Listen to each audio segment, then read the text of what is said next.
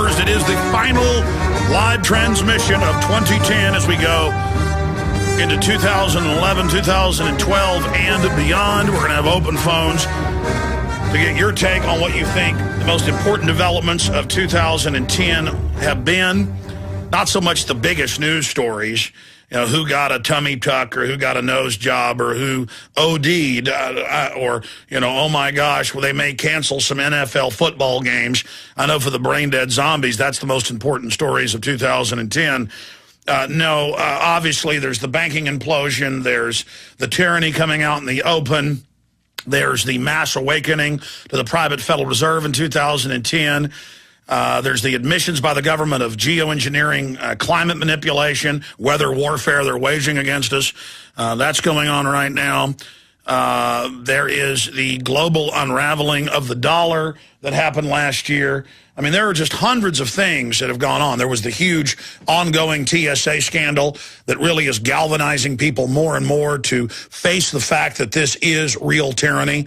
And the people of the United States and other countries that have a similar management system going in are really waking up and saying this is about dominating us and training us to be slaves and getting in our comfort zone. I even have the London Guardian today and Washington Post and other big publications coming out and attacking the TSA and saying it's wrong and that it's molestation and that it's tyranny. I mean, there are big things happening. Here's the Guardian. The TSA's state-mandated molestation. The humiliations of the pat-down policy, with Janet Napolitano wants to expand, are an Orwellian assault on American freedom. And I can't even read on air what the TSA is admitting because of a child's audience. But we've not made jokes. Some have made jokes. It's not a joke here that they will start doing proctology cavity searches. And, of course, many reporters, people couldn't believe it months ago when we were covering it. It happened to female reporters and male reporters where they put their hands on your genitals and press hard. I mean, it hurts people. Now they're, well, I'm not going to, through the pants, or they go into the pants, they're going, I'm not going to get into it. You can read the Guardian article. This is the biggest newspaper, not just in England, but in Europe. And it sounds like Paul Watson wrote it, or Kurt Nimmo, or Alex Jones, okay? Because, you see, you got to be careful with tyranny. As they baste people in it, as they marinate you, as they take you to new lows of degradation in the name of keeping you safe, as they try to set insane precedents by doing radical things, that's the Overton window, as they do that, instead of just getting you to fully submit, if they push too hard, it can cause you to buck and finally wake up. It's kind of like, to use the analogy of a vampire. If it sneaks up in the night and, you know, sucking some blood gently, you might not wake up. But if it just comes right over and sinks its teeth in and starts really sucking hard, you might wake up and try to fight off the Nosferatu police state, the Count Dracula police state. And that's what's happening here. So the trance really, you can say, was broken in 2010 for many people. The biggest acceleration of awakening that this planet's ever seen, and Zbigniew Brzezinski said that in 2010. All of humanity is awake and staring at the political rulers, at the people behind the throne, the engineers. That's a problem for them, as Lou Rockwell said eloquently yesterday. Once you're not looking at Bush the puppet or Obama the puppet, though they are distasteful teleprompter reading creatures, and once you start looking at the central banks, the Madoff types, the Ken Lay types, the Keating 5 types, this is Keating 5, point 10, version 10, version 20, version 10,000. I don't know. Pick your version. It just gets worse and more off the charts. And if they can just make you just lackadaisically, I don't care, I'm going to go get drunk, they win. And you get a Nazi Germany, you get a Soviet Russia, you get a Maoist China. But we can reverse that. As decadent and slob-like as we've all become, and even if you're in perfect shape, culturally we become slovenly, lazy. None of us are 1/10 as hard as people were 150 years ago. There's no doubt about that. We become disconnected from reality, disconnected from the earth, disconnected from blood, sweat, and toil. and where if you didn't put enough food away for the winter, you and your family starved to death. People become domesticated.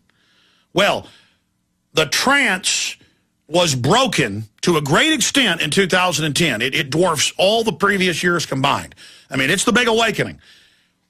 Will we supercharge it? Will we grasp the wheel of destiny and put our imprint, our will into this great contest? There's always been a contest, even if you don't believe in God and the devil. There's always been a contest between control freaks, thugs, abusers, sadists, psychopaths that create systems of domination and control to carry out their fantasies of total enslavement. That's a fact of humanity. It's like a tropism. You plant a seed, water and sunlight hit it, it gets nutrients, it sprouts, it comes up, the plant aims towards the sun. It's a tropism. And it's the same thing with the globalists. Black uniforms, mass death, raping, wars, burning cities. It's what the psychopath creates when they get control. And they always get control by staging events and posing as your savior and paying people off and creating armies of corrupt people to serve them. They always find key units of murderers to then expand, who will then recruit other murderers, other control freaks. I mean, we know exactly what this does. It's like if you go to the doctor and they say you got this type of brain tumor, it grows this fast, you're going to be dead within 6 months. It's 100% goodbye. Just, you know, run out in front of an 18-wheeler that's going 100 miles an hour, you're going to die. I mean, we know what this does, okay? I mean, it's like hanging a big old side of rotten pork over a boat and throwing rotten chicken blood in, and a big old great white shark comes up and its jaws open up, and right as you see its jaws going over that, you know, rotten side of pork, that hog, I mean, you know those teeth are going to incise in, and it's going to jerk a big old chunk of meat off. I mean, it's not rocket science. I just want to get this across to people. And we've got the worst case and the most scientific, sickening, gibbering, bloodthirsty case of tyranny I've ever studied. And we're not studying something now in history books. It's on us right now. We're under attack.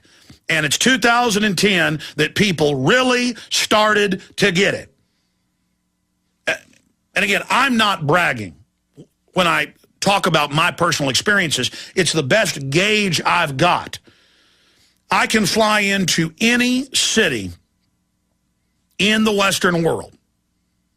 I can go into Latin America. I can go to Europe. I can fly into Los Angeles, New York City, Minneapolis, Minnesota. I can go anywhere. And it's not every 20 people that stop and shake my hand now. It's 30, 40%. It's gotten to the point, if I go see a movie, I can hardly go to the bathroom and come back without being stopped a dozen times.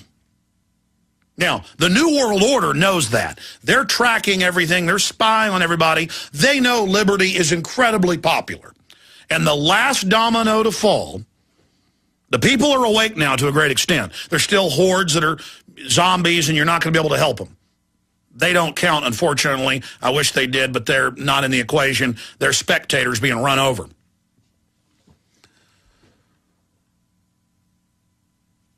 But in 2010, the trance was broken. The people realized that they were under attack.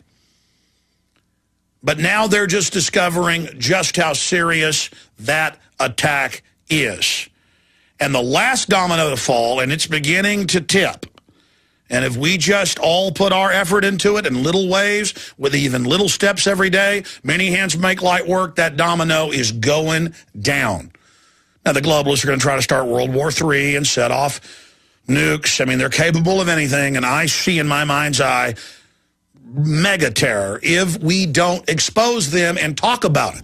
Then we take that tool away. But there's no doubt they've got really bad stuff locked, cocked, ready to go. But the last domino to fall, this is so important, is that most people who are awake still think they are the minority.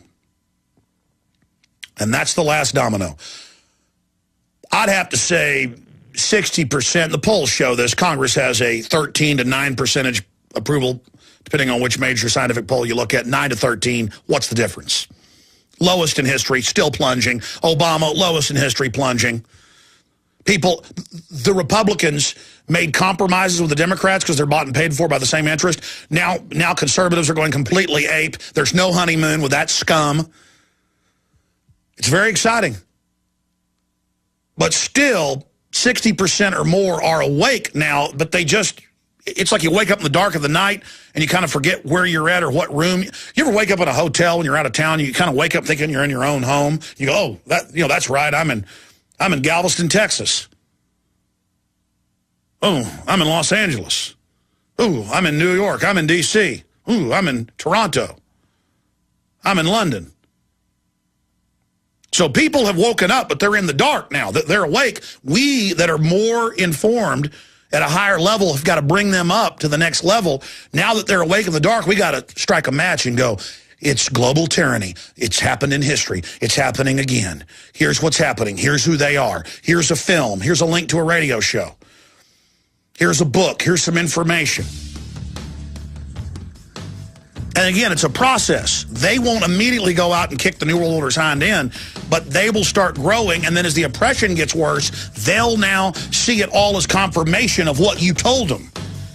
I can feel the energy of humanity shifting. I can feel the destiny of liberty rising, the spirit of 1776 as we go into 2011. God is on our side. It starts out with a few body scanners, and then, oh, scanners are going in everywhere, and then, oh, we're going to pat you down on top of the scanners. See, they always use psychology. The New World Order is run by psychologists and psychiatrists, anthropologists, sociologists. I mean, they admit that. It's all about the studying of their prey. The ruling class sees us as animals. And so it's all about the rollout. And it's also about the federalization of police following all these different federal orders. No refusal weekend program to exist year-round. Drivers who refuse breath tests will have blood drawn without warrants. Just 2.5 years ago in Texas and Florida, we've got a rubber stamp warrant. Court said, well, that isn't a real warrant. And they just said, you know what?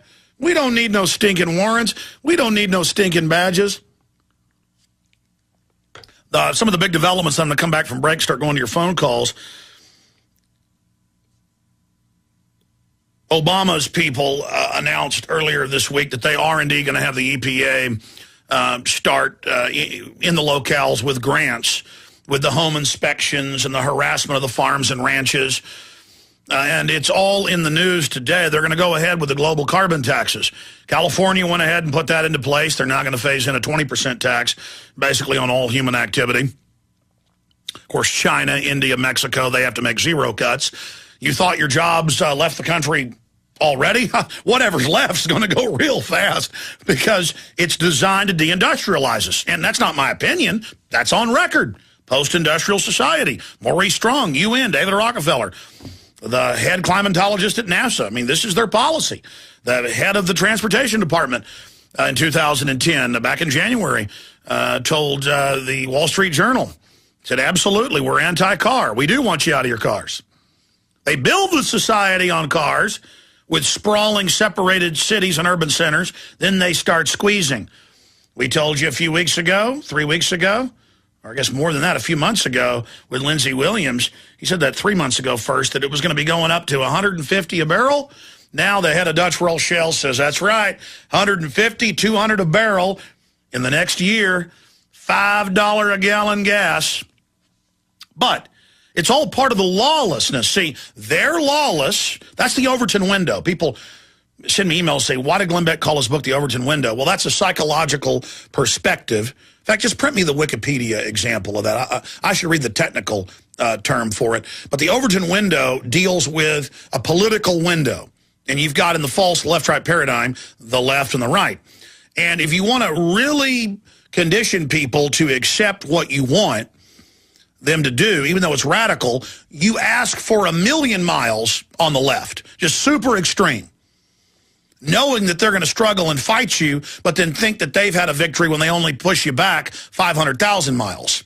So it's the old, they take 2 steps, and then you fight and only push them a foot back. And then they take 10 steps, and you push them 7 feet back, but still they've now gained 4 feet. Then they push it 100 feet. You push them back 80 feet. But now they've got, see, this is how they do it. I mean, it's bold and wild in just the space of 3 months to go from we're going to squeeze your genitals through your pants to we're going to go in your pants. See, they don't care now if you know they take your baby's blood secretly at birth and that they lied about it for decades. Because they're moving against you. They want to be so radical and so extreme that you just go into a catatonic state. The Overton window is a political theory described as a window in the range of public reactions to ideas in public discourse and a spectrum of all possible opinions on a particular issue. It is named after its originator, Joseph P. Overton, former vice president of the Mechanics Center for Public Policy. At any given moment, the window includes a range of policies considered to be politically acceptable in the current climate of public opinion, which a politician can recommend without being considered too extreme or outside the mainstream to keep or gain public office. Overton arranged the spectrum on a virtual axis of more free or less free in regards of government intervention. When the window moves or expands, ideas can accordingly become more or less politically acceptable. The degree of acceptance of public ideas can be described roughly as unthinkable, radical, acceptable, sensible, popular policy. And so they say, yeah, we're putting fluoride in your water. Next is lithium. And you know what? We are doing it to hurt you. It's good. Humans are bad. And we've been conditioned. It's like, okay, kill me. You're good. So it really is the Overton window, and government admits they're using that, where people 50 years ago would have thought it was insane and wouldn't have put up with it to have cities all over the country first banning BB guns. Now they're banning, I have several articles here in major cities, Nerf guns.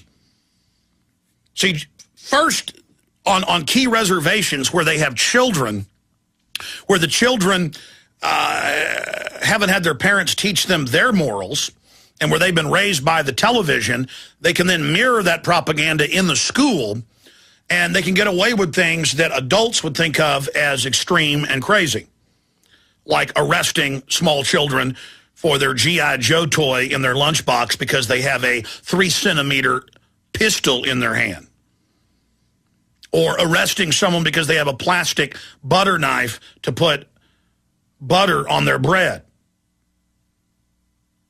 This is happening every week or so. I see it in the news. That is also creating a cadre under the peer pressure of government control and the union, teachers who will do anything and think that tyranny is normal. And I use this example a lot, but if you went back, and I've studied Mesoamerica thousands and thousands of years ago, 4,000 or 5,000 years ago, there was very little human sacrifice going on in Peru and what's Guatemala today and what's Mexico today. But as more and more radical warlike tribes got in control, by the time Cortez showed up 500 and something years ago, it was just insane asylum, hundreds of sacrifices a day per city, on some holidays 10,000+, giant meat markets of human flesh. That's how the priest class funded themselves. The main meat was human meat, and so you'd go into the market and they were selling all the different cutlets of men, women, and children. And if you went up and could speak Mayan to one of those tribes, to the Aztecs who spoke Mayan, that was Mayan subroot culture, and you said, this is wrong, they'd think you were nuts. They'd laugh at you. So, see, they've moved the window so far that it's radical that I don't want to ban Nerf toys. See, they've already got the young generation ready for that, and soon they'll be the adults. And kids are raised by television where every show is, set in New York or Chicago where guns are banned, and where they see simulated cop shows where they're arresting people for owning guns. And so when a TV head comes in your house to clean your carpet or put in a telephone line, and they didn't come from a rural area and they see a gun case, they call the cops on you, and the cops respond. And the juries are so dumb, people go to prison all the time for legal guns in their house. I see that every week or so as well. That's an example of just mass mental illness. Hitler was able, by degree, to demonize certain groups and people until the Germans were ready to do whatever they were told. Same thing with the Soviets. When you're purely driven by peer pressure and you've got tyrannical, scientific dictatorship, the sky's the limit. I'm going to your calls. I just wanted to get into this because on every front, they are transforming us into the opposite of what is archetypal freedom. They are transferring us into archetypal tyranny. A lot of writers, even in mainstream news, keep saying it's as if the government is trying to recreate 1984. It's as if it's a training manual. Hillary Clinton says it's her favorite book, and notice what she tries to create. See, for the tyrants, the answer to 1776 is 1984. From their perspective, that's what they want. And Jaron made the joke during the break that it's like party like it's 1984. And somebody should create a parody showing TSA searching people and chemtrails and cameras and blood draws, but then government can engage in all the corruption they want. And so when you see Supreme Court justices saying we're going to follow UN law and the Constitution doesn't matter, and USA Today, Ruth Bader Ginsburg and others, I've seen 4 of the 9 make comments like that. When you see judges on a routine basis saying, I don't have the Constitution in my courtroom, just search that. You'll see it over and over again. That's a talking point. Colorado, Texas, you name it. I don't allow the Constitution in my courtroom. When you see all these different congressmen in 2010 say, I don't care about the Constitution. I don't care. We've played those videos. In time constraints, I'm not going to play them now because I want to get to some of your calls. So when Ezra Klein, Washington Post staffer, and he's also a staffer at MSNBC, goes on a show and says, Constitution doesn't matter. See, people kept thinking the Democrats and Republicans, the Democrats last year tried over and over again to pass spending bills that originated in the Senate. Totally illegal, totally against the Constitution, but they've tried to do it. And in some cases, they've gotten bills through that were spending bills out of the Senate. See, they're setting the precedent. When goon cops who are in a brainwashed system themselves in the Overton window, who've been conditioned and trained to accept all of this, when they come up, or even security guards, it's happened to my crew and myself, Kansas City Star covered it. The video's on YouTube. Aaron and Rob Jacobson are a half mile away from the Federal Reserve. They're across the street on the side of a highway videotaping. They're done. They drive down to a World War I memorial. They're on the side of a city street on a sidewalk. Off their jurisdiction, in black uniforms, 2 federal security guards with sidearms walked up and said, I'm ordering you to leave. And they said, well, this isn't your jurisdiction. Even if you were a cop, you're outside your authority. And they put their hand on their guns and they said, look, I'm going to arrest you. And maybe they should have gotten arrested, but I've told them, unless they personally want to do it, don't. I probably would, but I've told them, my order is to just get it on tape, illustrate it, and get out of there. And when they said, okay, we'll go, the man and woman security guards literally looked like Satan. You could see them. It looked like Emperor Palpatine when he does something evil. He'll crimp his lips with pleasure and go, it's just, And I saw the cops do that in Austin when my guys were on a city road on the back of the airport videotaping people going through with just a swipe card to illustrate how it's all a fraud with security. Same thing they rated the pilot for showing how it's a fraud. First nice cop gets there, but still puts them in a database. And I know you got a right, but give me your ID. Let me just run you. He's the nice Gestapo. And then others show up and say, I don't care if you've got a right. Get out of here. I'm going to arrest you. And when they said, okay, we'll go, you see the cops just, good. That cop doesn't know that they're literally knocking the floor out from under themselves and their family. They have no idea. They think they're winning. They think they've got some type of personal power through the system. Let's play this clip. Ezra Klein, Constitution has no binding power on anything. And again, they say this over and over again. And they know it's radical to say if you don't want government-run health care, you don't like black people. It has nothing to do with anything. It's bizarre. It's crazy. It's nonsensical. But they're practicing doing that just to make it la-la land. This is all in handbooks by these people. Now, here's the good news. We're taking the Overton window back to reality. We're saying, yeah, you blew up those towers. We're bold. We don't care if you demonize us. Yeah, we're going to cover the government nerve gassing our own troops and shooting little kids up with syphilis. And now you're a bunch of murderers. And they're like, no, don't do that. Yeah, we're going to do that. And they're like, well, we might get you. We'll just death threat your wife and surveil you and call you up and let you know we're watching you and tell you stuff that proves we're the government. And we'll have guys assault you in a parking lot. And we'll have military threaten you. And you know what? When you finally just say, I don't care, do whatever you're going to do, they don't know how to deal with that. And they don't know how to deal with somebody that knows the card tricks. I'm catching them cheating with the cards in their sleeve. I'm calling them on it. So America and the world needs to get out of this sycophantic worship of tyranny and that going along to get along is cute and fun. People need to rediscover the spirit of 1776. The answer to 1984 is 1776. But Kurt Nemo's got the article, Establishment Blogger, Constitution has no... Yeah, Kurt needs to change that headline immediately. I know Kurt writes a lot of stories every day, and he's a Washington Post writer and an analyst for MSNBC. We need to change that headline to MSNBC analyst, Constitution has no binding power. We don't have editors here because we're working so fast and so hard, and there's a hole that the Watsons have, Aaron has, Kurt has, I have it too. That they think a spell checker is an editor, and it's not. And the mistake that happens every day in almost every article is words, other words, because they think the spell checker is going to catch it. But if they have another word that's spelled correctly, it's not.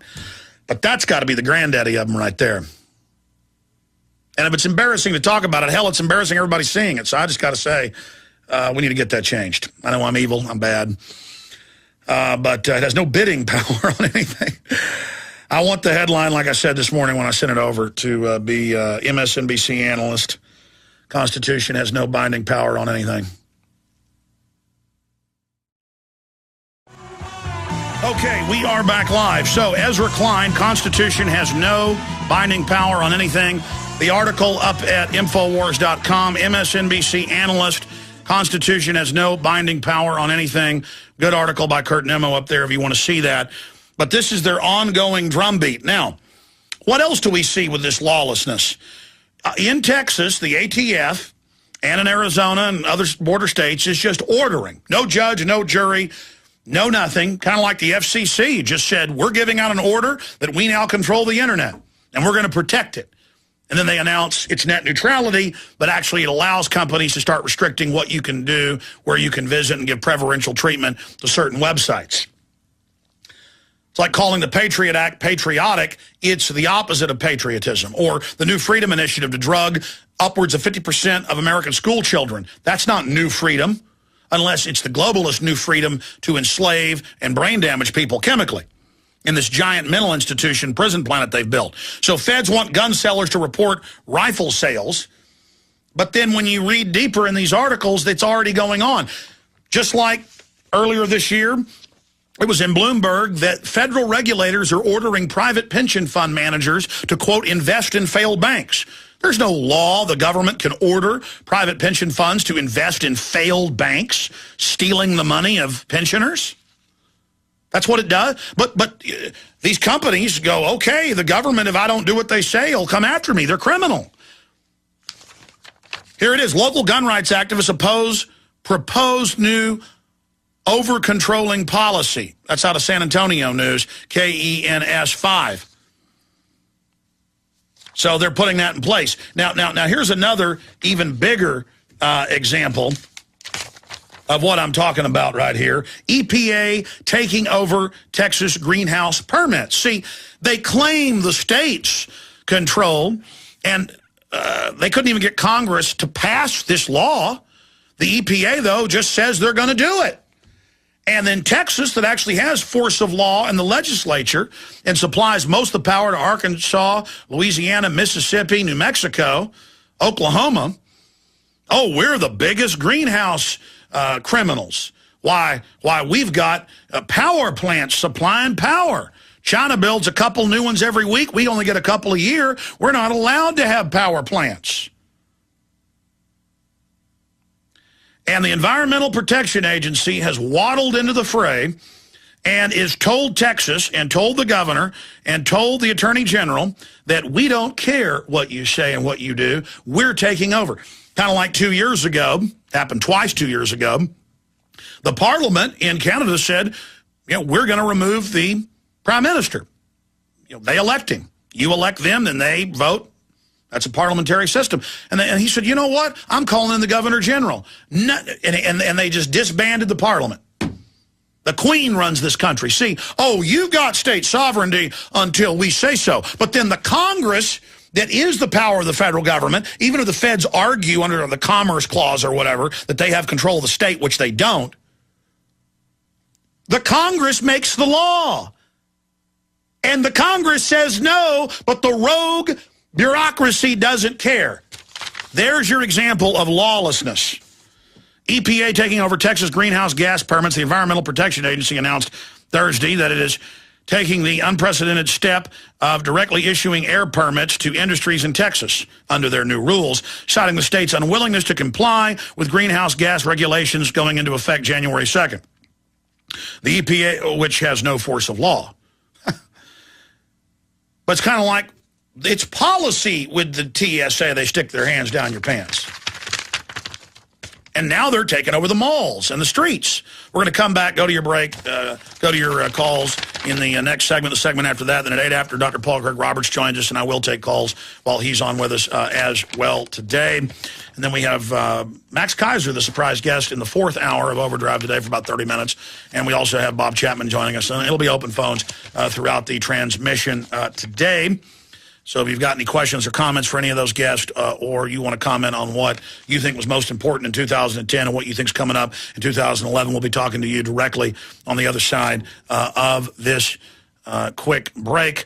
But again, that very important story that is up on Infowars.com. Establishment minion is out there saying that the Constitution is not binding. I thought it was the law of the land. See, these people are completely lawless in our face. We'll be right back. Stay with us on the other side. When people like Ezra Klein of the Washington Post and MSNBC analyst get up on television and say, the Constitution, it's terrible, it doesn't matter, it's not binding. These are conscious tyrants. They've joined the bad guys. They want to bring in tyranny. And so if there is no law over government, then it is Hitlerian. It is the Führer precept. Let's go to your phone calls here. Appreciate folks holding. Let's talk to John in Wyoming. John, you're on the air. Welcome. Good morning, Alex, and Happy New Year to you. Good to have you. I'm calling from Sheridan, Wyoming, because I wanted to let you know that for months I've been battling our corrupt mayor on this water fluoridation issue. And on December 20th, he and a couple of his cronies voted to implement water fluoridation. And, of course, attached to that is the promise of a federal grant between $4 million and $8 million. That's because the feds care that your teeth be healthy. Again, when they're not nerve gassing foster children or troops or hiring Nazis or funding communists, they come on, John, they care, man. So what they're doing is they're using the as a pretext for this $4 to $8 million grant to treat against cryptosporidium in the water, and then also to implement water fluoridation. Well, I got to say this, though, John. I did make the request that people call in about what they thought the biggest news story of 2010 was, or what they think is most important. So I guess in a way, you're kind of on the massive, huge field of topics. But this has been a big year for the truth about bisphenol A and plastic coming out, and about all these chemicals in the home and how it's destroying people's autoimmune system. But I personally believe, and I've studied the law, that you can prove that in the so-called sodium fluoride, the government may have listed that rat poison as good, but they haven't listed mercury, lead, and other things as good. You get a FOIA, you get a sample of the brand and the company they're using, then you sue them. It's going to have radium, uranium in it as well, probably, from where they mine this stuff, and most companies do. And even the dumbest people out there know uranium's not good for you. I passed out a copy of the Case Against Fluoride by Dr. Paul Connett to every member of City Council as well as the mayor the day before Thanksgiving. Now, they had the vote 4 weeks later on December 20th. So they each had time to read the book. Yeah, they Most don't of care. them They're did being not. given lobbying money. I appreciate your call, John. It's just terrible. But I'm glad you're out there fighting. And see, now they're proposing lithium in the water. I mean, if they can do that, why not lithium? And they say it is to make you calm. Let's talk to Heath in Texas. You're on the air. Yes, sir. Hey, buddy, go ahead. Oh, yeah. As first-time listener, or first-time caller. Welcome. I was just going ahead and thank you, Alex, for everything you've done. Woke up a lot, probably about 2 years ago. I'm a vet, and I just appreciate your work, man, and all you've done for us. Well, thank you, sir, for the support. We couldn't do it without the listeners. But, I mean, briefly, what do you think some of the biggest developments were in 2010? Probably the financial and the Fed. That's the one thing that you woke me up on is it's owned by an oligarchy of 12 banks instead of it's federalized. That's it. And 2010 was the year where the poll went from 5% a decade ago or less knowing it was private to 20-30% in 2009 to national polls between 75 and 80+% knowing it's private and a fraud. Boy, I tell you, that's some good news, isn't it, Heath? Yes, sir. Yes, sir. Hey, I appreciate it, Alex, and you have a good day. I appreciate you, Heath. Let's talk to Sean in Illinois, then I'll hold him over. But go ahead, Sean. Alex, I want to talk about the 2011 predictions. Okay. On Wednesday, I'm having dinner, and I'm reading USA Today, and the bartender, but I turned white after what I read. There's two guys, Cal Thomas and Bob Beckel, and they're predicting, both of them, a terrorist attack. Oh, of course they are. That way they get to then go, oh, see, we predicted it. Kind of like the CFR, Gary Hart, Warren Rubin Commission predicting everything that would happen before it happened. Stay there. We're going to come right back. Stay with us. Sean, Illinois. And yes, the mainstream media is doing that drumbeat again that they did ahead of 9/11, ahead of Oklahoma City, saying the terrorists are going to hit you and we're going to take your rights away to keep you safe. They create that false equation that you give up rights and you get safety and you get prosperity when we know it's the opposite. Liberty is the engine of prosperity. Tyranny is the engine of death and degradation and humiliation. And yes, I've been seeing all those different editorials where they're really hyping the terrors coming. But this won't be like 9/11 where nobody's watching. Look at the underwear bomber a year ago. We had our listeners on board. Kurt Haskell was a listener. He saw the government get him on the plane. The media tried to deny it. But months later it came out we were right and it was all true. And now even mainstream news. Drudge on Monday linked to Kurt Nimmo's article. In fact, I just got to say, incredible job, Matt Drudge, that had all the history of these being staged events. Mutalib, all of it. And Anwar al-Awlaki at the Pentagon. I mean, it's incredible. Great job, Kurt Nimmo, by the way, with that article he did about the TSA rolling out nationwide. But this stuff's coming out. And so, yes, of course they want to stage big terror attacks. I predicted one right before the election. You notice you saw the dud attacks so they could pose as our saviors. But that's why we've got to get the word out about government-sponsored terror. Sean, go ahead and finish your point. What was chilling, I mean, you hear about that all the time, that there could be a terrorist attack. Both these guys, they didn't just say there was going to be a terror attack. They described what was going to happen. And they said that there's going to be somebody in a highly populated area, they're going to have an exploding vest, a car bomb, or machine gun. And then after that, that's when they put their political points out. Alex, I've never read anything like that before. What's the headline? What's the headline on the article? It's Cal Thomas and Bob Beckel. I read it in the newspaper. I think it's online, but it's the USA Today. I would encourage you to look at it. No, but what was the headline like? Like, we're going to have terror 2011? Cal Thomas? No, it's in the 2011 predictions. It's about halfway down. They're talking about basically So Cal Thomas, Bob Beckel, 2011 predictions. I'll get it to the Watsons right now because we need to point out that we have the CFR report they put out a year before 9/11 predicting it all, and then they bragged about how right they were. So they just love doing this. Amazing. I'll ask you a question real quick. Why do they do it? I mean, it can't be that important to them, this stuff. I mean, it cannot be that important to kill people.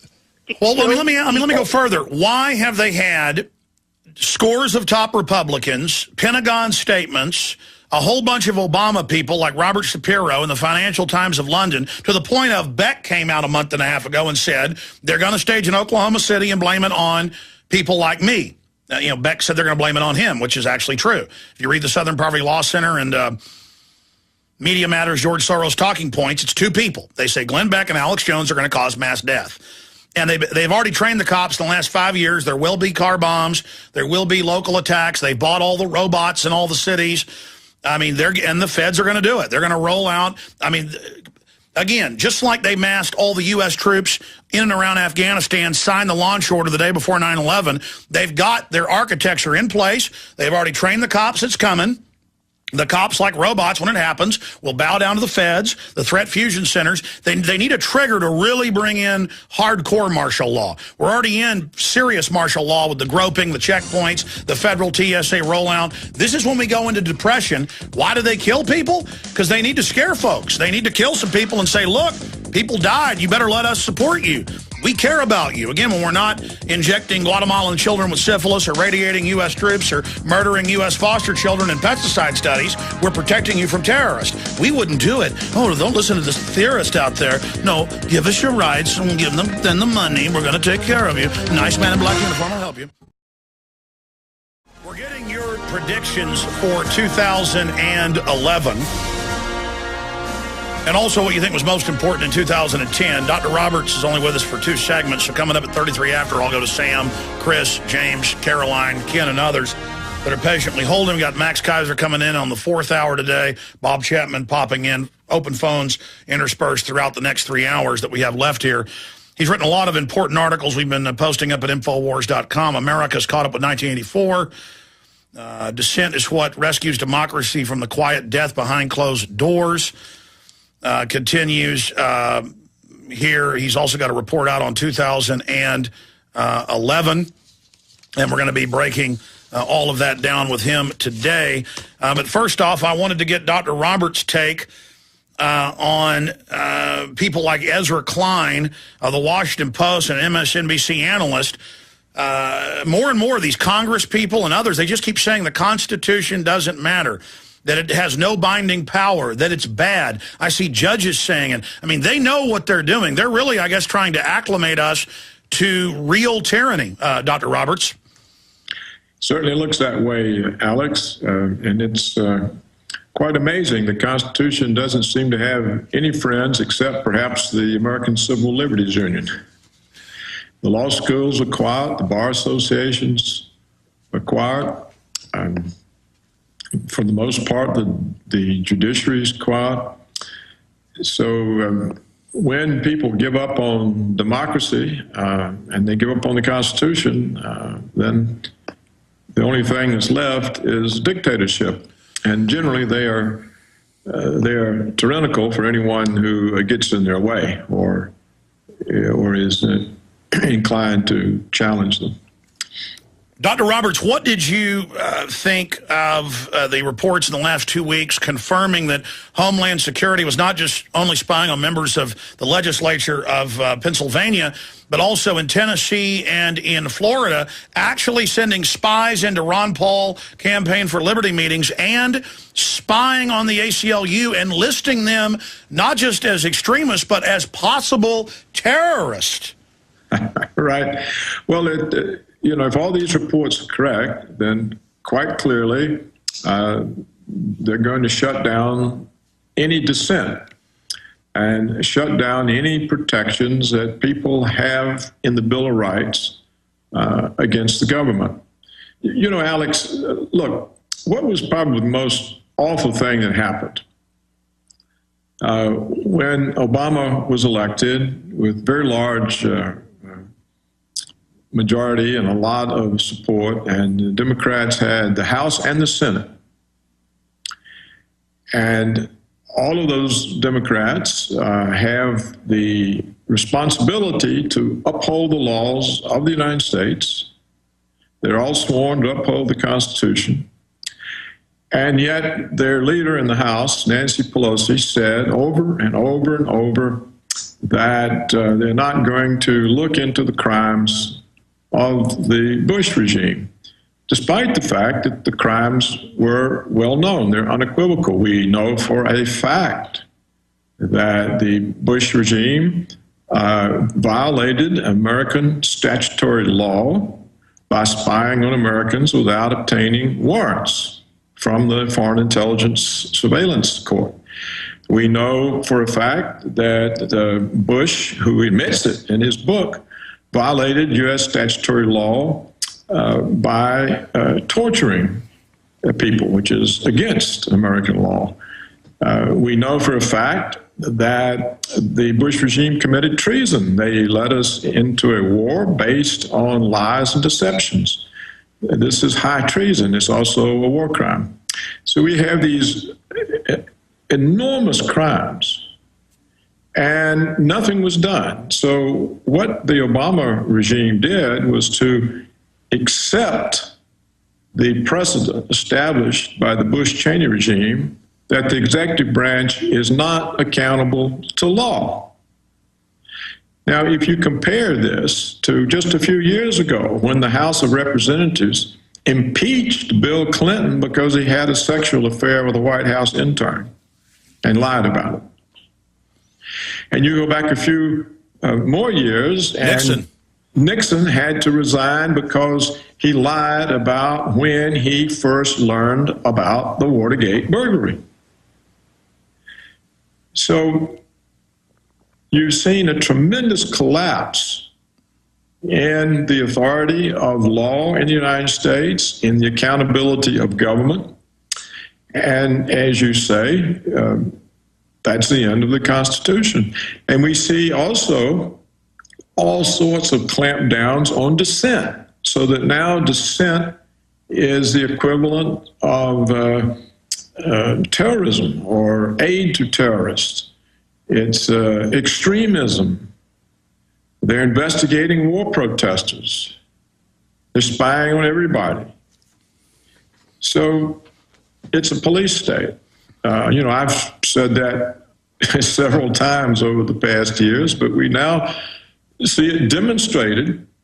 They feel the ability simply to show that that's what it is. And Doctor, I want to elaborate on that, because just 2 months ago or so, I had you on the show, and I said they're now putting their hands down people's pants, and you said, Alex, and I don't blame you, because it's insane, send me a video of that. I'm not, and then of course then it blew up nationwide, and the videos are now out there, and this show was the epicenter of that. But I mean, just so you know, it's in the mainline papers in Tennessee and Florida. They got the documents. For those that don't know, it is confirmed that they didn't just list Ron Paul's groups as being a sign of extremism. They went and spied on them as potential terrorists. They've had the Army spy on Ron Paul and myself. I was sent that by moles inside the Army a year and a half ago.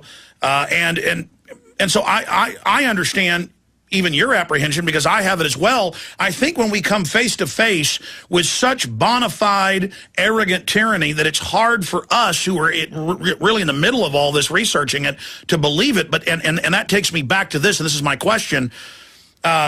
A bunch of people, I mean, it was more than 30. I've tried to count them all up, but private contractors, Army personnel from Afghanistan, from Iraq, they went to prison for torturing. But then we got the John Yoo White House memos and the Alberto Gonzales memos, and it was confirmed that Bush and Cheney had ordered it and said they could even torture kids in front of people. And the Washington Post lauded it in a 2002 article that's in my film, Road to Tyranny, and said, yeah, we do stuff to kids in front of their parents. So they're trying to sell us on the evil. Bush comes out and says, yeah, I ordered torture, I do it again. So how do the people that got caught go to prison, but then the people that give the order don't? I mean, I think that makes your point for you. I suppose that the executive branch feels it can do whatever it wants. Look, Alex, I saw a report today, the latest poll of public support or lack thereof for the war in Afghanistan. Over 2/3 of the American people have turned against this war. And yet we had the Pentagon chief, Gates, the other day say that it doesn't matter what the American people think. We're committed to this war, and we don't care what the people think. And yet, while they say that out of one side of the mouth, out of the other side of the mouth, they talk about we have freedom and democracy. Well, you don't have democracy when the government is immune to public opinion. So, and you can find this immunity to public opinion everywhere. And you can find the public itself doesn't seem to appreciate free speech. For example, what is the main feature of American public discourse recently? You look at what comes out of the WikiLeaks saga. You have people demanding revenge against people who tell us the truth. Well, they're calling for the death of Julian Assange. Right. And so many ordinary Americans agree. So... well, they're calling for my execution then. You know how many secret documents we've put out? I mean, that's the end of the free press. I even heard them calling for prosecution of the newspapers that publish this stuff. I mean... yes, okay, Alex, I'm sure that you're right about that. And here's what I think the fear is. This coming year, starting tomorrow, as far as I can tell, there's no possibility of an economic recovery. It's probably going to be a resumption of a downturn. There doesn't seem to be anything in place to halt these gratuitous wars of conquest and occupation. And yet everyone is frustrated with them. I mean, probably the people would support them if we were winning, or if we could present it more convincingly that we're winning. And so Obama is probably toast. And so that leaves the Republicans. Now, even more than the Democrats, the Republicans have become a party of brown shirts. They don't believe in civil liberties. Civil liberties is something that coddles criminals and coddles terrorists and lets liberal judges let people off who should be punished and all of that. So the conservatives don't care about the Bill of Rights. It's something that's in the way of their agendas. They want to get people, they want to punish them.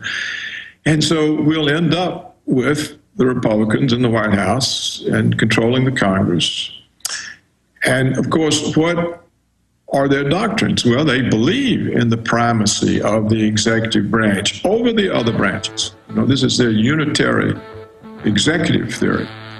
And they believe in the hegemonic right of Americans to rule the world. And so I think 2012 will mark the end of American democracy. We're probably in the last year of it right now. It'll continue to be eroded. Stay there. Powerful intel from Dr. Paul Craig Roberts, former head of the Treasury Policy, father of Reaganomics. This has been a long-term military-industrial complex takeover of the United States, and we've been used as the engine of the planet, the engine of tyranny worldwide. Doctor, finishing up the point that you were making about 2011 and the final preparations for the complete end of the Republic. Well, I think we finished it, Alex. You can't, there's nothing on the scene that's coming to the defense of civil liberty and the Constitution or of accountable government. And there's no sign of any opposition to the snowballing police state. And we see repeatedly from agencies of the federal government a complete contempt for the public. For example, the TSA, the airport security people, they have made it completely clear that they will arrive at no accommodation with the American people other than the violation of their persons that they impose by brute force. We have the Secretary of Defense, which is a euphemism, saying that we're going to conduct wars and don't care what the people think because they don't have anything to do with our decisions. And we have all this massive spying not just on state and local governments and anti-war protesters, but essentially on everybody. And the accumulation of massive numbers of dossiers on people. Well, there couldn't possibly be that many terrorists. If there were that many terrorists, the whole country would be going up in explosions right now. In fact, the only acts of terrorism that we ever see are the orchestrated cases that are part of FBI, what they call sting operations. They go out and find some hapless guy and provoke him into some plot that they give him and string this along, and then they capture him. Well, the total confirmation of that is, Dr. Roberts, is the TSA has now announced 9,000 locations with telescreens giving you orders to spy on other shoppers and your family, TSA to be on the streets everywhere. I mean, this is a federal goon force that sticks its hands down your pants, which is prisoner submission training. Mm-hmm. Well, you know, when they got away with 9/11, that sealed our fate because that became the excuse. And I still don't see any real challenge other than from the truthers, which the government and the mainstream media, and as far as I can tell, the majority of people keep marginalized despite their qualifications and the rigor of their research and reasoning. So I think when they got away with 9/11, that's when they captured everything, because everything else flows from that. That's the excuse. That's where the war on terror came from. That's where all of the police state implications. But I don't want to end this interview on a negative note here, because Geraldo Rivera has come out and said he doesn't believe Building 7's story. Judge Andrew Napolitano says it's a complete fraud. It needs to be investigated. We've seen, just a lot of positive. Matt Drudge is now linking to articles that we write that talk about staged terror. I mean, things are really, I think people are waking up. It's always darkest before the dawn. I mean, even The Guardian says the TSA state-mandated molestation. I mean, I think they've gone too far. I think we've got a dog in the fight. Well, it suits me. I don't want them to prevail, but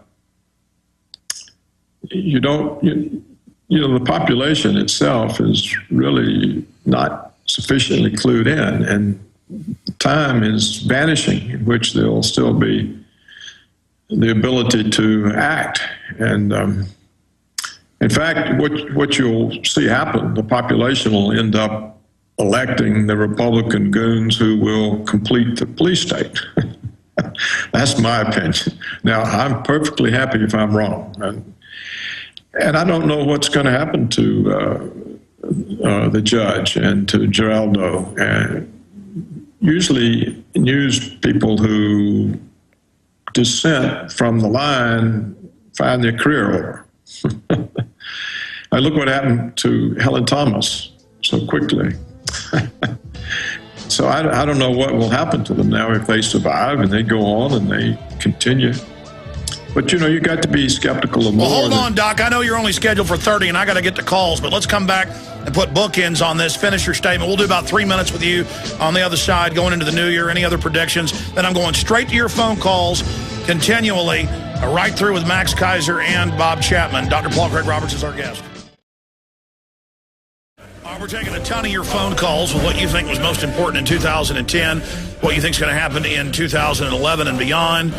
Coming up here in just about 3 minutes. I wanted Dr. Paul Craig Roberts to finish up the statement that he was making. But, I mean, Doc, in the final equation, we're here, we live here.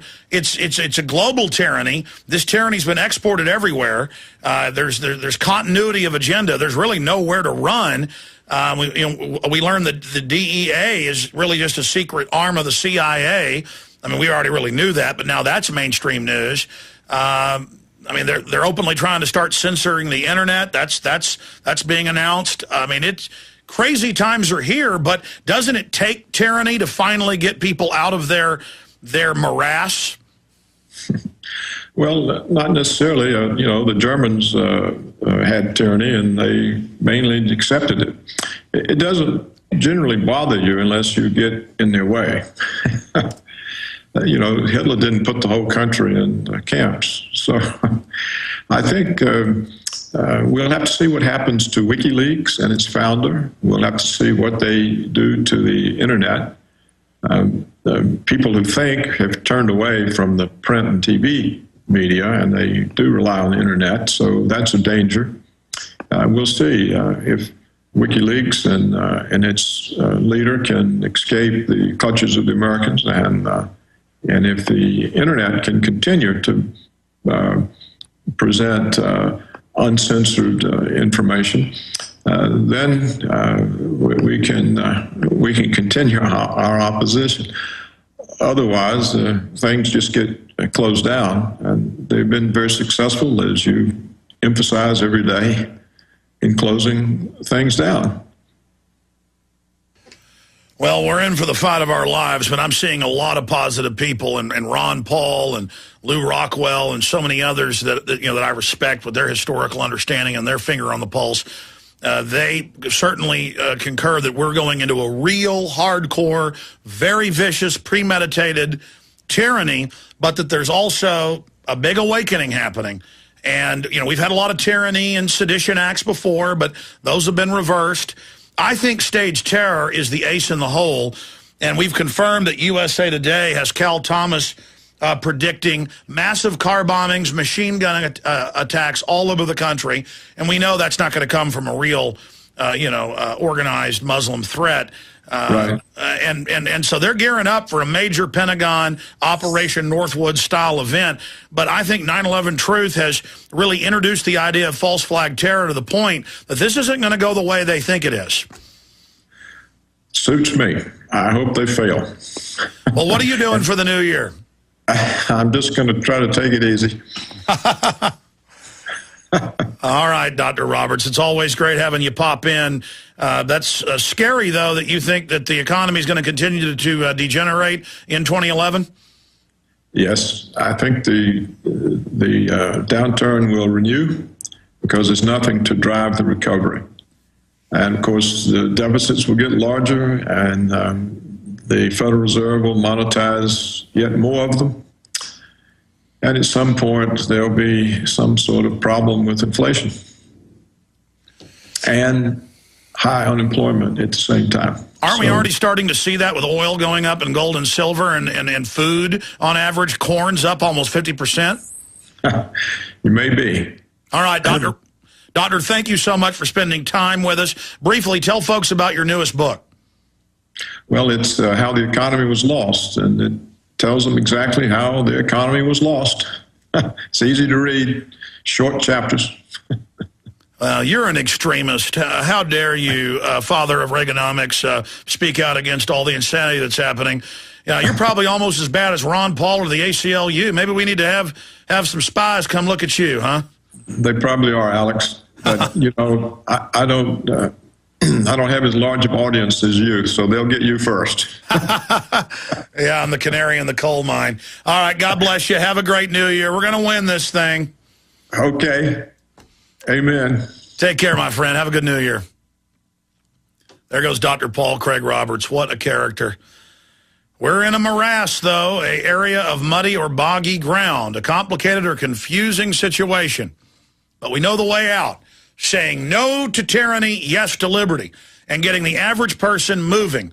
Because Hitler at first only persecuted minorities, which was bad and wrong, but he beta tested it there with unpopular groups to set the precedent. Just like they say, oh, we're doing this to fight the Muslims, and then you get the internal documents. It's all about gun owners, veterans, libertarians, farming communities, because you are seen as independent. And then you got the good old boys are some of the biggest cheerleaders for the police state, because the globalists dangle the Muslim puppet in front of them and say, get the puppet, get the puppet. And then they just, kind of like a bull charging a red cape of the matador, they run right through the red cape, and there's the sword on the other side for them. It's really that simple. And that's a fact. And you wonder why everything's falling apart? This is globalism. It's designed to do it. Okay, let's go to your phone calls here. I want to take a lot of calls, and I haven't really done it yet today, but we're going to attempt it right now, so we're going to move quick through the callers. Sam in California, thanks for holding. Hey, Alex. I just wanted to say, Happy New Year, and I'm going to be expecting the next book from the good doctor to be How We Won the Economy, because we're going to win this thing, I guarantee you. It's just a matter of time before everybody wakes up, and that's... Well, I know this. We don't have a choice. I mean, this corruption is not like a Pinochet or something that was bad enough. These people are control freaks who want to remake society in the family and kill over 80% of us. And they're on, I mean, ladies and gentlemen, they're not playing games. This is a life and death situation.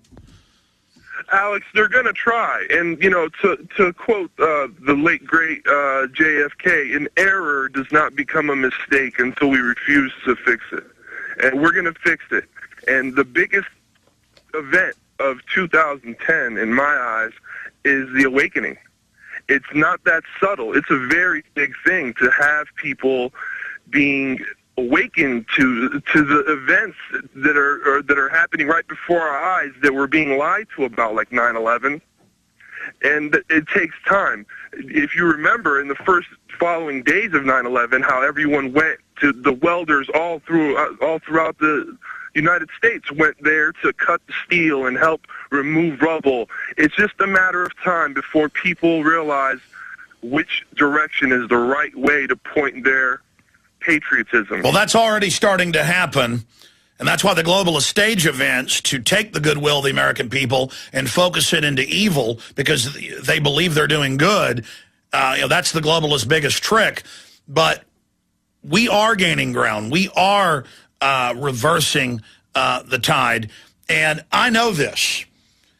If all the people I run into on the street weren't just listeners or viewers or, quote, supporters, and I know a lot of them are doing positive things, but if they got aggressive and put up flyers, started their own online radio show, went and brokered time on a local AM or FM on the weekend, went and did an Access TV show, ran for city council, ran for Congress, it's the educational process of putting out the alternative to what the globalists are doing. We can't just be against the globalists.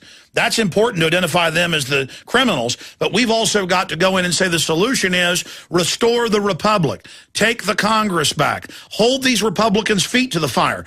I mean, look, Dr. Roberts is down in the dumps because he's a smart guy. He can see how outrageous this is. He's awake. And so it's very painful to see people that aren't. But I've gone past that. I've learned, that I was once dumb as dirt, and I appreciate your buoying call. Very uplifting, Sam. God bless you. But I know it takes time to turn a big ship around. And we are beginning to turn it around. And the system knows that there is a fight over the wheel of the ship right now. And we are in a death struggle. We are in a life and death struggle against the forces of evil, against the corrupt, greedy, power-tripping armies that have combined forces together to engage in predator operations against free humanity. Humans are predators. And we've dominated the planet. And in the last 4,000 or 5,000 years, humans have set up societies, and in most cases, they set up a predatory system over the population. Now we have a high-tech version of that we will not survive if we don't get out of this. And we have to face that. And I'm making the resolution to refocus, redouble our efforts, intensify what we're doing in the new year. Because every day, every minute is precious. And there's still so much liberty and so much freedom that people are going to rediscover those old reflexes, and they are rediscovering them. It's very exciting. Let's go ahead. Well, I mean, finishing up with the point I was trying to make, and then I go off into other issues. Well, it doesn't matter. Let's just go back to calls. It's a kaleidoscope of ideas I want to cover. Let's talk to Chris in Washington. Chris, you're on the air. Hey, Alex, thanks for everything you're doing. Amen to all that. It's just that, we are in a war for our minds and our lives alike. Some things in 2010 that, were pretty important. The obliteration of the Constitution has been going on for so long. I mean, 4th, 10th, Second Amendment, just hammering it away and now saying that it doesn't have any binding power. It's just ridiculous. The presence of TSA, I mean, they're everywhere now. And, it's just outrageous what's going on. The biggest events, though, probably the dollar value dropping and, Mr. Porter Stanberry's predictions for 2011, probably, likely it's going to come around 2011, 2012. And the biggest thing for 2011, though, is hopefully the rate of people standing up, like I've been saying for so long. Just waking up is one part, and going out and actually doing something is way more important. I try as much as I can to get the word out, and people are just so, what was that Stansbury was saying, normalcy something. They just don't want to believe it. It's ridiculous. Well said, Chris. Appreciate your call. But have you noticed that whenever we stand up and speak out and fight back, they back off, just like with the TSA. They back off for a while because when we're ready to give them a fight, they don't want to give us a chance to have a victory. They want to back off and then creep back up in the dark of night. And it's the same thing. I mean, if they really start trying to arrest people like myself, if they really start trying to go after Ron Paul and others, that is only going to cause more people to realize just how serious the situation is and to stand up. They're hoping that we operate psychologically like them. That's why they don't mind that it's in the news that Ron Paul's being spied on as a potential terrorist. Not just, oh, it's a sign you might be a terrorist if you like Ron Paul. No, let's spy on Ron Paul. Let's spy on his organization. Let's spy on the ACLU and list them as potential terrorists. I mean, that is just outrageous. But they mean it to be outrageous, to set that precedent. I mean, they've got to get all those cops behind closed doors in those fusion centers and sit there with a straight face like FEMA did in 2000. I have video shot by a firefighter. It's in Road to Tyranny with the police and firefighters and sheriff's deputies, and they get right up and say, who's the original terrorist organization? The Founding Fathers. Who's bad? George Washington, Thomas Jefferson. The cops even know how to answer. And they have Homeland Security spying on legislators. And they say, this legislature in Pennsylvania wants to cut taxes. That will cut money to the government. That's against our interest. That's a threat to Homeland Security. Here's an example. My mother has a longtime college friend who I've known my whole life. Nice lady. Works for a big Fortune 500 for decades. Successful mid-level executive. And my mother went to Europe with her a month or so ago for a week. They like to go to the museums. And they tried to mail back an advent calendar. My kids get them. They have like a little piece of chocolate for every day leading up to Christmas in the month of December. And they tried to mail it as a present to some of her family. So she'd have to carry it around with her in Europe. They bought it in Germany. And some of the advent calendars, only some of them from this big popular German company. My mom told me the name. Most people will know the name. It's Kinder something. Some of the advent calendars, of the hundreds they put out, only in like one of the little boxes have like a little top or a little ball, a little toy. Some of them aren't candies, they're toys. And because a child might be able to choke, it's a banned toy in the U.S. An adult can't buy that chocolate box that has a toy in it for yourself. Now, see, that sounds crazy. It sounds bureaucratic. It sounds dumb. She got a letter from Homeland Security saying, we confiscated, it was expensive, by the way, your advent calendar because some models of this have toys that could be a choking hazard. No judge, no jury, no law, admiralty law. And you're like, well, that just sounds silly and stupid. No, it's about all commerce being seized by them. It's about all commerce being controlled. It's about Homeland Security running every facet of life. Remember that article in Fox News? AP also covered it last year. $15 million fines. In fact, people won't believe it. Pull it up. $15 million fines for garage sale. My mind can't even get wrapped around that. And it says, first time you're caught having a garage sale that's unauthorized by the feds, $10,000 fine. Next time, $1 million. Next time, $15 million. And how do they do it? They say if you're selling in your garage sale, your bazaar, your flea market, your gun show, any recalled toy, and there's tens of thousands of them going back decades, you will be fined millions of dollars. See, it's always in safety. Oh, it's for your safety. Okay, now you can drink all the bisphenol A drinks you want. You can drink all the fluoride you want, all the deadly vaccines. That's great. You can have hundreds of thousands of deaths from drug interactions they push on you, hundreds of thousands of deaths from bacteria killing people. There it is. New government policy imposes strict standards on garage sales nationwide. $15 million fine.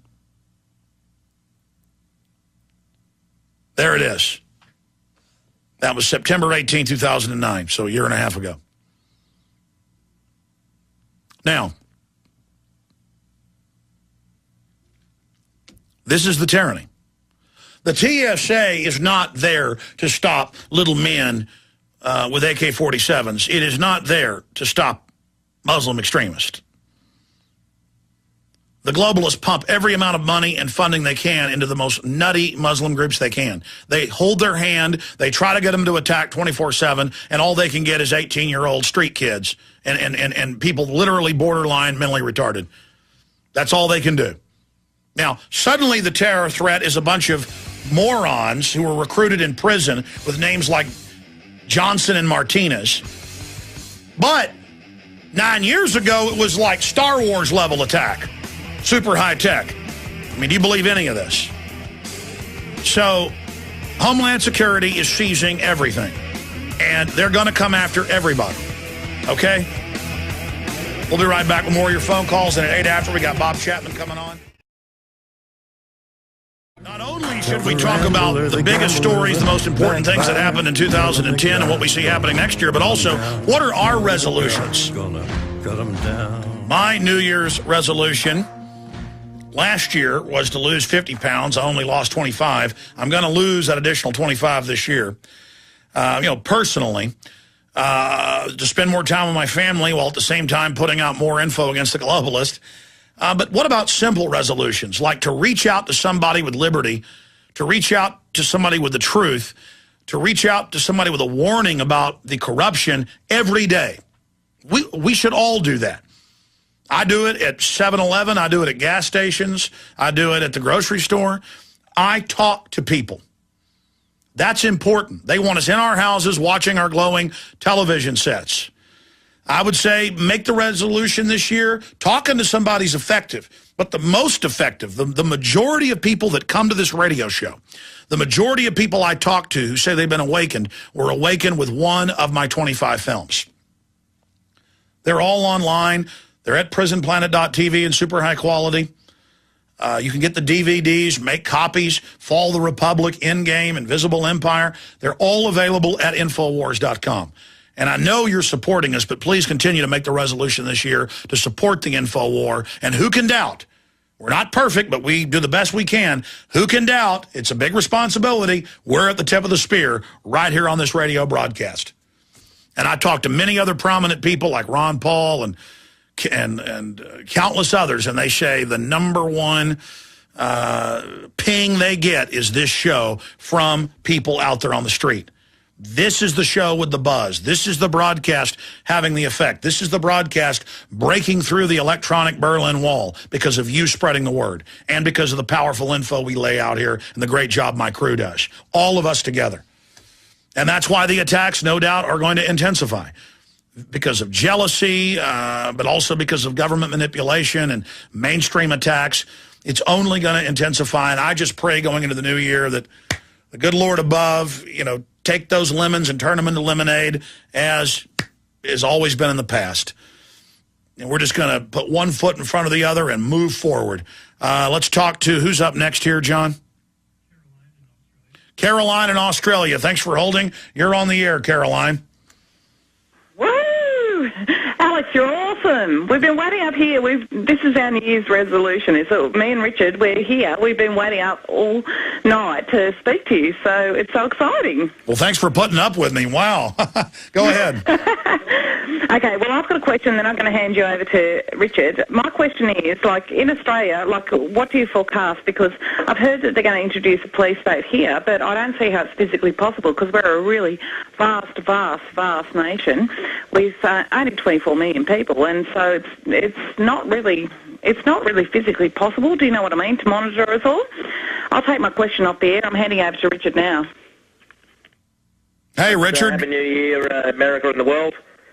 Hey, how are you doing? Say, the big story of the year for me is the exposure of silver. I'm a big fan of a guy called Big Swear, Road to Rooter theory. The silver thing is going to crack open this whole thing. And everybody get ready. I reckon around April that time, the thing's going to come down. So get ready. And that's going to happen. So Happy New Year to you all. Well, hold on, Richard. I'm going to hold you over because I want to hear you quantify, and I tend to agree with you that this silver thing is big. Silver's up 50+% just in the last few months. We're going to come back, talk to a few more callers, and Bob Chapman's coming on. We'll continue with open phones. We'll be right back. Via the wonders of technology, I take you now to the future, to 2011, to Australia with Caroline and Richard, who've called in. Bob Chapman's coming up. The calls will continue. Max Kaiser, as we go into the 4th hour today, will be joining us. It's past 9 o'clock in France. But over in Australia, I want to answer Caroline's question. She asked the question and then handed the phone over to Richard. But first, before I do that, her question was, how are they going to have a police state in Australia? And the answer is it's already going into place, and I'll illustrate that here in just a moment. But Richard, finishing up, yes, people buying silver, showing that the big banks have been shorting the market and manipulating physical. That is really starting to become evident, and they are concerned about it. So give us your take on that. Well, it's a massive trend, and as much as I totally concur with your point of view on so many matters, I think that what will happen out of this is that there's just going to be a total re-enlivenment of society from this. When this thing collapses, and it's got to collapse, a bit like the Muslim religion doesn't have usury or doesn't have interest. It just goes to nothingness. It is nothingness. And it gets back to a reality-based, community-based system. I mean, permaculture, all these ideas. I'm a vermiculturalist, meaning a worm farmer. I'm about to roll out a global worm farm business across the world with some Swedish and Swiss backing. They're all into the metals and stuff. We all know what's going on. The world knows what's going on. Well, that's what I'm saying. Listen. I can get off a street in Honduras. I can get off in Canada, England, and literally now, it's not, walk down the street for 20 minutes, one listener comes over. Now it's a lot of people, and again, I'm just one indicator of that. People are really awake, and it's accelerating. That's right. And look, it's just something that is just going to overwhelm these guys. I mean, I put it down, not to use two better words, we're going to say two big elephants. One's called ethical capitalism, the other's called debt-based servitude capitalism. Debt-based servitude capitalism is about to be crushed. It's getting old. It's about to die to the other elephant. It's the only other way we can go, other than war. Well, you said it very well, beautifully said. I wish I was that eloquent. Good to hear from you. Very exciting, Richard, and God bless you. And Caroline, I hope you two are having a great time in the early morning hours. I'm sure you're drinking a few Guinness over there to help you through the very painful evening. But getting serious, to answer her question, this is what they've done in Australia. They staged some shootings, 12 years ago, 13 years ago, and it came out they were staged. They did a few stunts, like they went and killed Crocodile Dundee, the real Crocodile Dundee. He looks just like the actor. They went to his house. He wouldn't turn his guns in, killed him. He killed a few of the cops in the process. They banned a lot of guns. I can play the newscast where they've taken half, it was right at half, of the forest, 40% of the farmland off use with the carbon taxes. They just said, you've owned this sheep farm in your family for over 100 years in one case. A guy was doing a hunger strike. I never saw how that ended, up on a tower. They just say, sorry, no more. They say to pass our carbon credits and internationally, we're going to take half the forest, 40% of the grassland off use. Now, they tried to implement it. People revolted. The government got thrown out. And so they said, okay, we're only coming back then with part of that. No, you got to get rid of all of it. See, they always say, oh, we'll compromise. Just give us a little. We'll compromise. Give us a little. But they never get pushed back. They're putting in the high-tech grids. You got political correctness. They're bringing in foreigners. Not that foreigners are bad themselves, but they're brought in to be your cops and your rulers. Look at Sydney. I've looked at that. You got a bunch of foreigners ruling over you. Same thing here. You know, they bring them in from dictatorships, and they love it. So you got tyranny over there just like we do. And you got a lot of other stuff going on, but Aussies are great people, and you're waking up. Well, for the next 52 minutes, the one, the only Bob Chapman of theinternationalforecaster.com is going to be riding shotgun. Then we got Max Kaiser popping in for 30 minutes in the next hour talking about the economy. Now, I've got a bunch of crazy important news. I've covered some of it, but I want to recap some of the top stories, cover some of the other issues, just throw them out at Bob and get his take on it. I mean, some real lawlessness by the government. And every day I'm pinching myself like I'm dreaming. I cannot believe that Congress did not pass the new greenhouse gas takeover. I mean, I'm glad they didn't pass it. I knew we could beat it. That's not what I mean by that. I can't believe that they didn't pass it. And then the EPA came into Texas and said, we're going to basically start shutting down your power plants. We're going to issue new permitting standards that are impossible to comply with. I mean, that is amazing. Totally lawless. Just like Dr. Paul Craig Roberts said 30 minutes ago, and I did see this in the news last week, Gates, the head of the Defense Department, said, we don't care if polls show 2/3, 60+% are against the war. And those are even spun polls. It's worse than that. It's got to be in the high 70s, are against the Afghan war.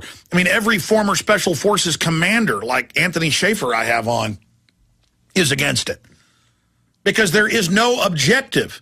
There's no public objective, because the real objective is a black hole for trillions in opium, trillions in weapon sales over the last decade. It's coming up on that here in about 8-9 months. It'll be a decade. And about controlling the natural gas in that area, more than there even is in the United States.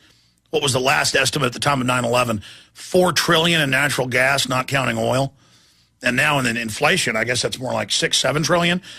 So this is a lawless, out of control government. We're going to talk about that. But I want to do this a little different. We always wait to take calls the last 10-15 minutes with Bob. Then we got to hurry through them. I know Bob loves taking calls, so my New Year's present for him is we'll go to calls right away. But briefly, Bob, what do you think some of the most important issues of 2010 were, and what do you see coming up in 2011? Well, I think 2010 more or less speaks for itself. It was a dreadful year, but it's going to be worse this coming year. And I think the scandals that were exposed are high on the list. We just had Mr. Ratner pay a $10 million fine for getting payoffs.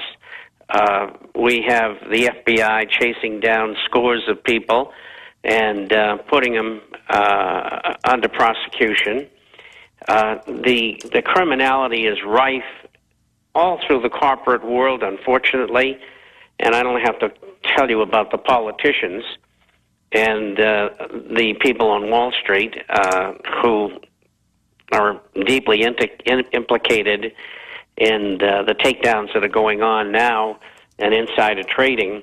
But it's going to grow much bigger than that because they're going after J.P. Morgan Chase and HSBC, about 30 class action lawsuits, one of them RICO, and now they got a class action against the silver ETF, SLV, it should be hell's a poppin' this coming year, because a lot of these cases are going to drag over for 1 or 2 years. So corruption, number one. Number two, the manipulation of markets. We're looking at a Dow that's trading at 11,600 that shouldn't be.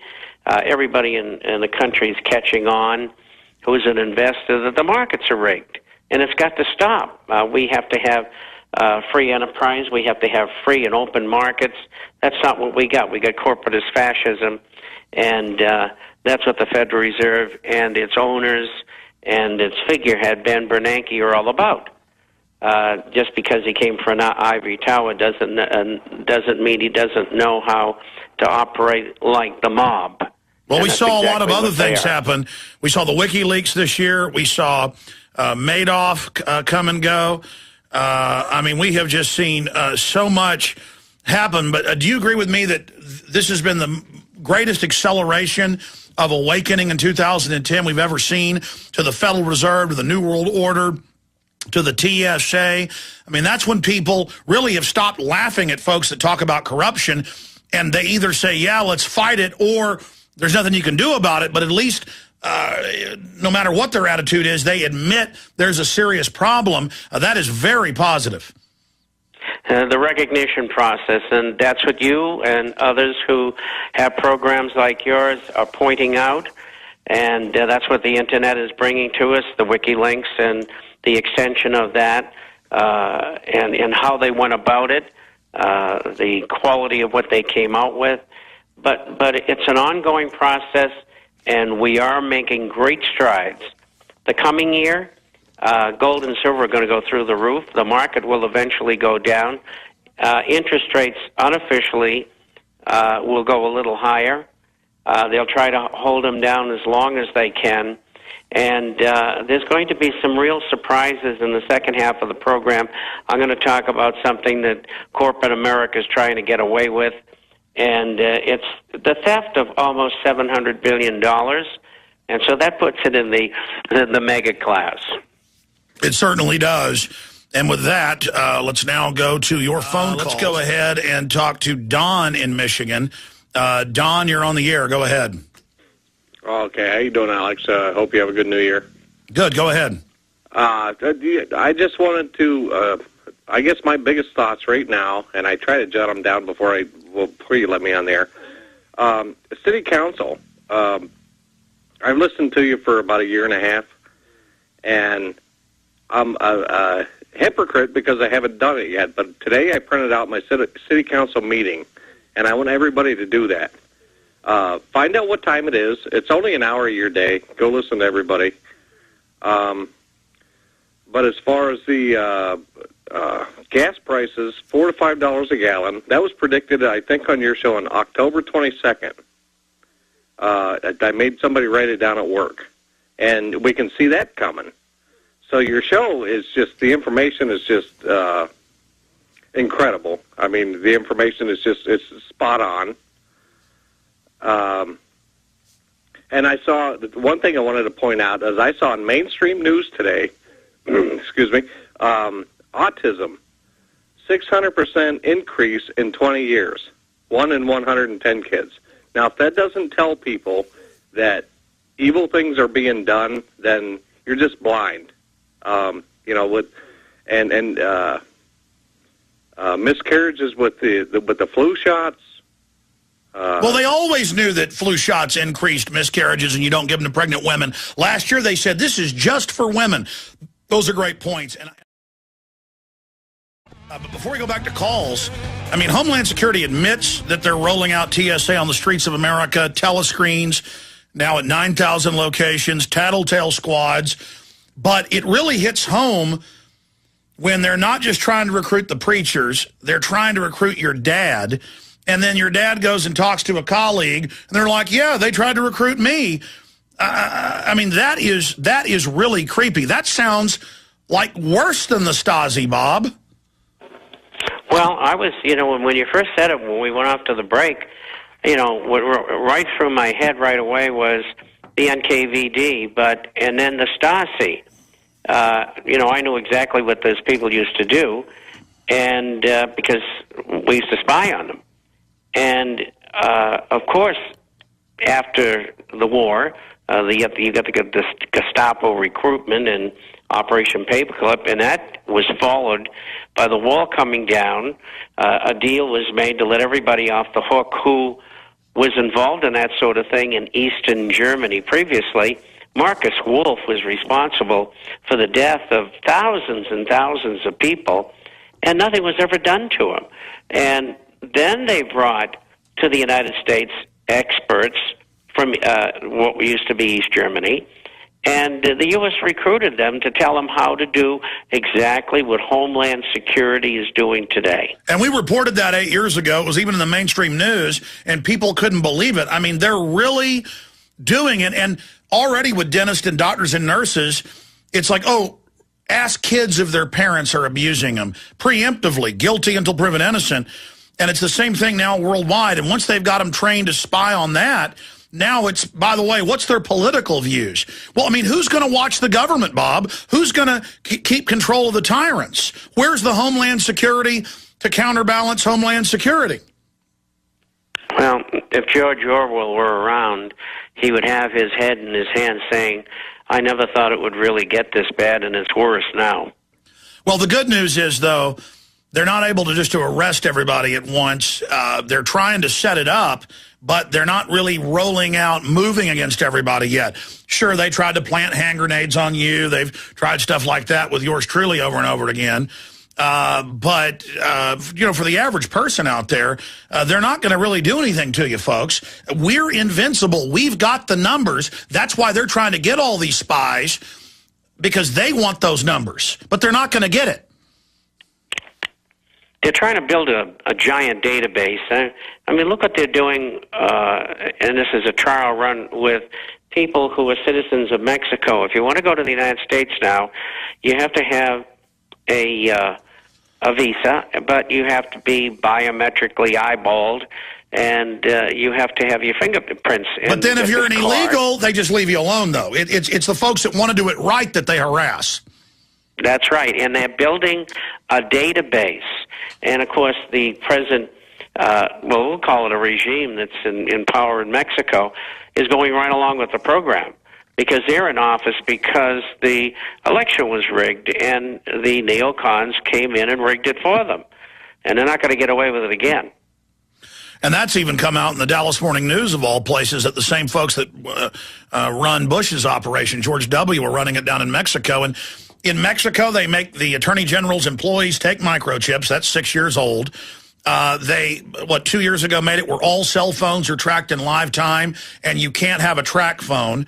They don't have gun ownership. What do you make of this? Then we're going to go to break, come back with calls, where the feds are now ordering border states with no law, Bob, to report more than one semi-automatic handgun or rifle being sold. I mean, that's extrajudicial. They're just doing that without law, and it's the same thing with the EPA. The Congress wouldn't pass their greenhouse gas takeover, so they're just doing it, and they've now seized control of the Texas permitting process with no authority, and literally will shut down many of the power plants in Texas, and they have no force of law behind them. They're just doing it. They just do what they want to do. And I'm afraid we've said that on this program innumerable times. And they're going to continue to just stay outside the law and do it until people bring legal action against them, counties, cities, say, no, we're not going to do that.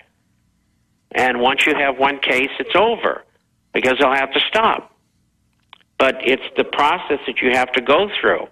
It's just like the regulatory agencies, the CFTC and the SEC.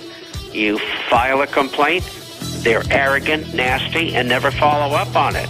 All they do is protect the ensconced bankers that are on Wall Street, etc. Well, you said it. We know there was a Bilderberg Group deal 2 years ago struck in Turkey dealing with Texas power plants. I'll tell folks about that when we come back. Some of the main players at the 2007, so I guess it's 3 years ago now, Bilderberg Group meeting that was held over in Istanbul, over in Turkey, were big players trying to take over the power plants in Texas. And Rick Perry's been involved in that, so he was taken to the meeting, and he was a guest at the meeting, and now you know he's gearing up to run for president. The more he denies it, the more you know that's going to happen. And there's big money in shutting down smaller regional power plant systems and only letting the biggies operate. And that's what this EPA takeover is about. And Texas produces more power than any other state. It's the second most populous state, but it supplies power to surrounding states. And they're really trying to shut it down. And it's very clean. The government has aircraft that fly around in Cessnas every day above the power plants. If they pick up any pollutants, they go absolutely ape. It's what supplies our power. Now, China has none of these controls on them. They're building several new power plants a week. We only build a few a year that get permitted. This is a military-style takeover of globalism to shut off our industry. Bob, I have to say, though, Perry since then has stood up against the takeover of the power plants, and so has the Attorney General. And now the feds have come in, as I talked about earlier, and said, we're going to have federal permitting now. We're revoking the state's right to issue permits when that's outside their jurisdiction. But the EPA is trying to enforce something that they couldn't get Congress to pass. I mean, this is an impeachable offense on its face, is it not? It certainly is. And this is the policy model of corporatist fascism, the agglomeration of everything in every sphere into a monopoly.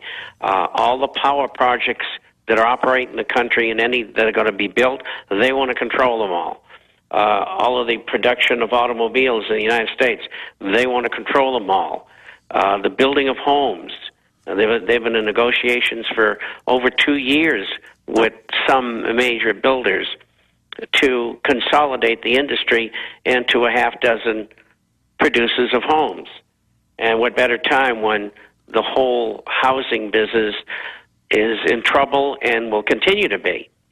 And they're going to do the same thing in banking and in Wall Street and in many, many spheres. And this is an evolutionary process which is assisted by Keynesianism, which to me is nothing more than an economic and monetary plan for the imposition of a fascist government. This is what this all leads to. Well, you're absolutely right. Let's continue with calls and get into your big news and some other items that are very important I want to cover. Matt in Florida, you're on the air with Bob Chapman. Thanks for holding. I'd like to wish you a happy New Year's Eve. I have a few quick points I wanted to run through real quick. For 2010, I wanted to thank the Obama administration for really throwing the socialism in our face to help us wake up more people once they realized, what he truly was. I want to let you know, I want to thank you for breaking that story about the Tampa Police Department yesterday. We Are Change Tampa is planning a peaceable assembly at the Tampa Police headquarters on this upcoming Tuesday at 3 o'clock. So anybody who'd like to join us out there in the Tampa area, you're welcome to. I wanted to tell you I'm looking forward to 9/11/11, the 10th anniversary of 9/11. I'm sure there's going to be some big things going on that day as far as trying to get 9/11 truth. And I wanted to let you know that if you want to come out and film for Police State 5, you can bet that the Republican National Convention in Tampa is going to be a lockdown police state. I've already talked to a couple local police officers, and they say they're already training for it. So. Very interesting. A good job with what you guys are doing down there. And that's the most exciting thing about the awakening, I'm saying. There are so many websites and radio talk show hosts now that really get it and really have piercing analysis now that weren't even around a year or two ago. There are so many organizations out there confronting corruption and making news I mean, this has got the system really scared, and the town halls being shut down, the politicians being routed. That's happening across the political spectrum. Congress with the lowest approval rating in history.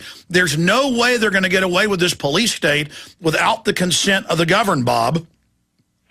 Well, I think you're right, and you've described the method, which is what we've been doing, and we just keep on doing it until we can't do it anymore or we're successful.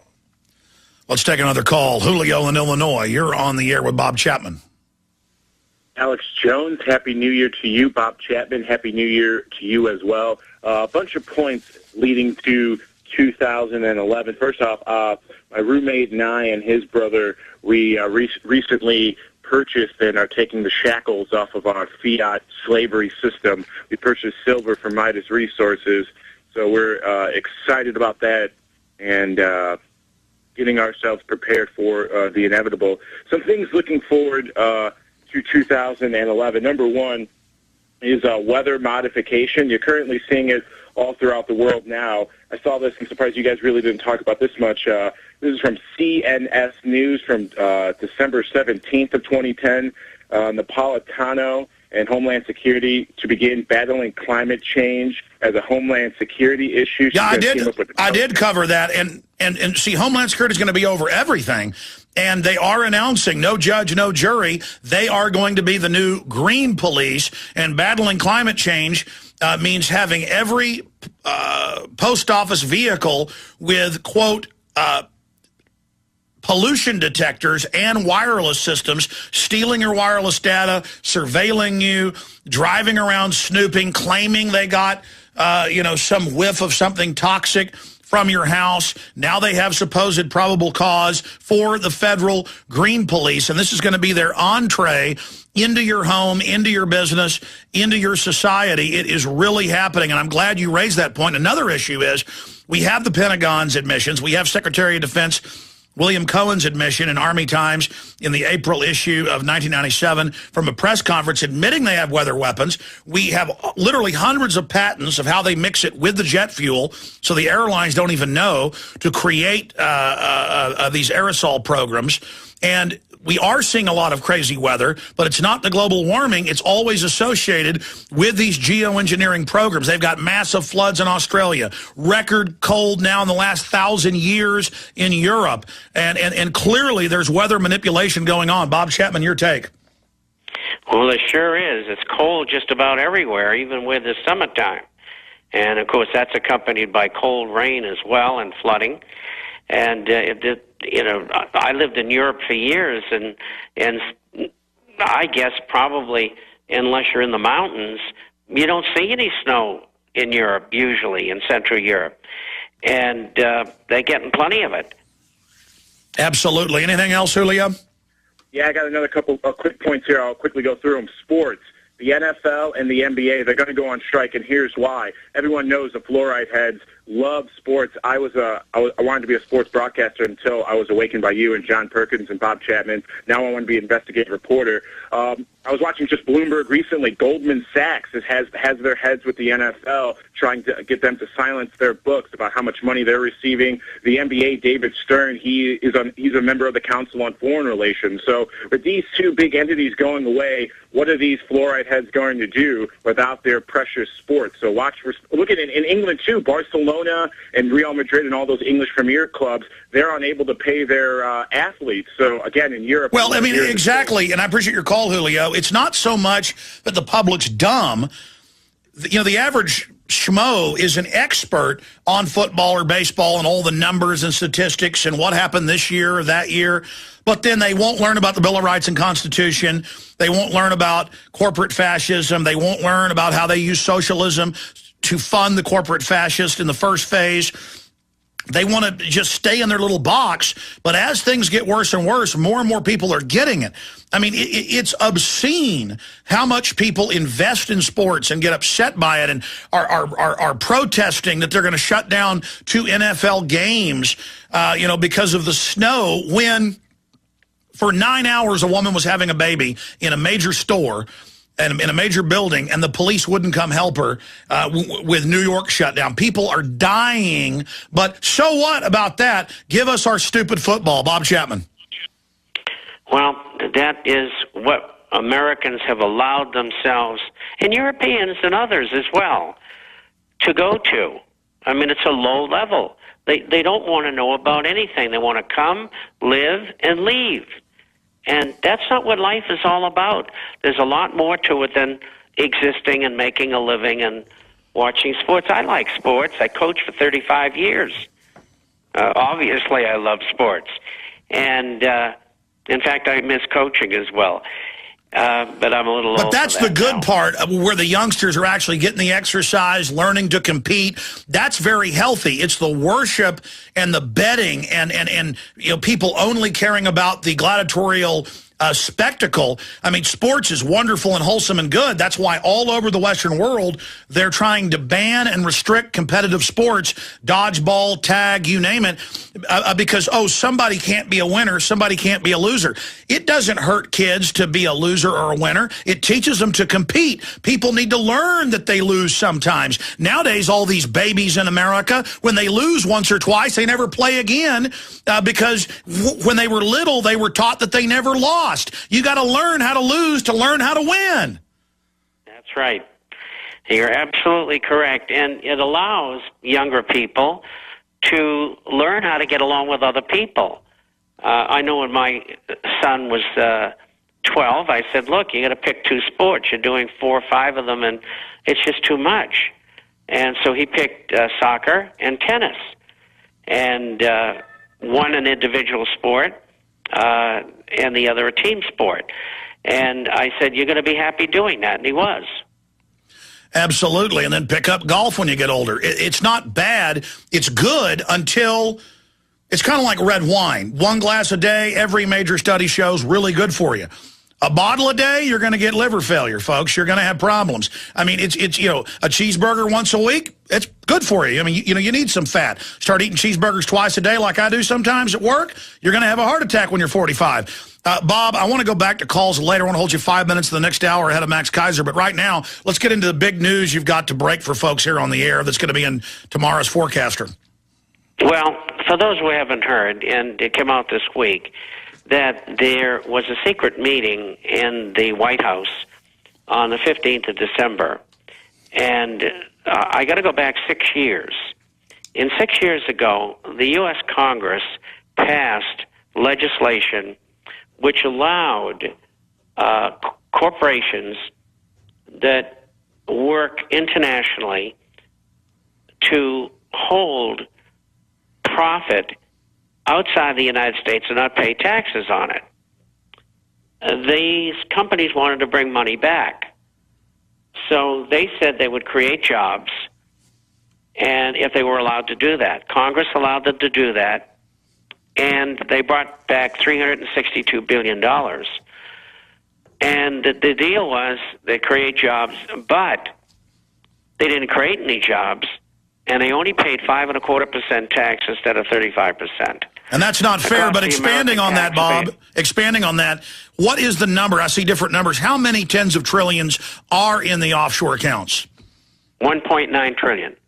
And it's the same figure for American corporations in the United States. They have cash on hand of 1.9 trillion in addition to that. Now, these are the biggest, strongest, internationalist corporations in the country. Now, they want the same deal again that just cost 6 years ago the American taxpayer $108 billion. Only this time, they got $1.9 trillion. It'll cost the American taxpayer $650 billion. The temerity of these people is unbelievable. So to quantify that, though... They're trying to figure out how to do it this time because they don't think that Congress may pass it. And they're looking for the president to give it an executive order going around Congress and running it to bring it to fruition. And if we can point out to the public that they're trying to get away with this, we can stop it. And maybe we can pass legislation to stop them from keeping money offshore.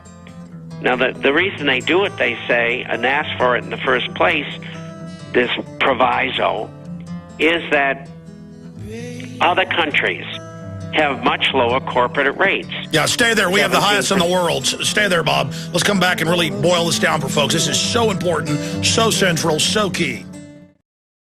See, everything is a bait and switch.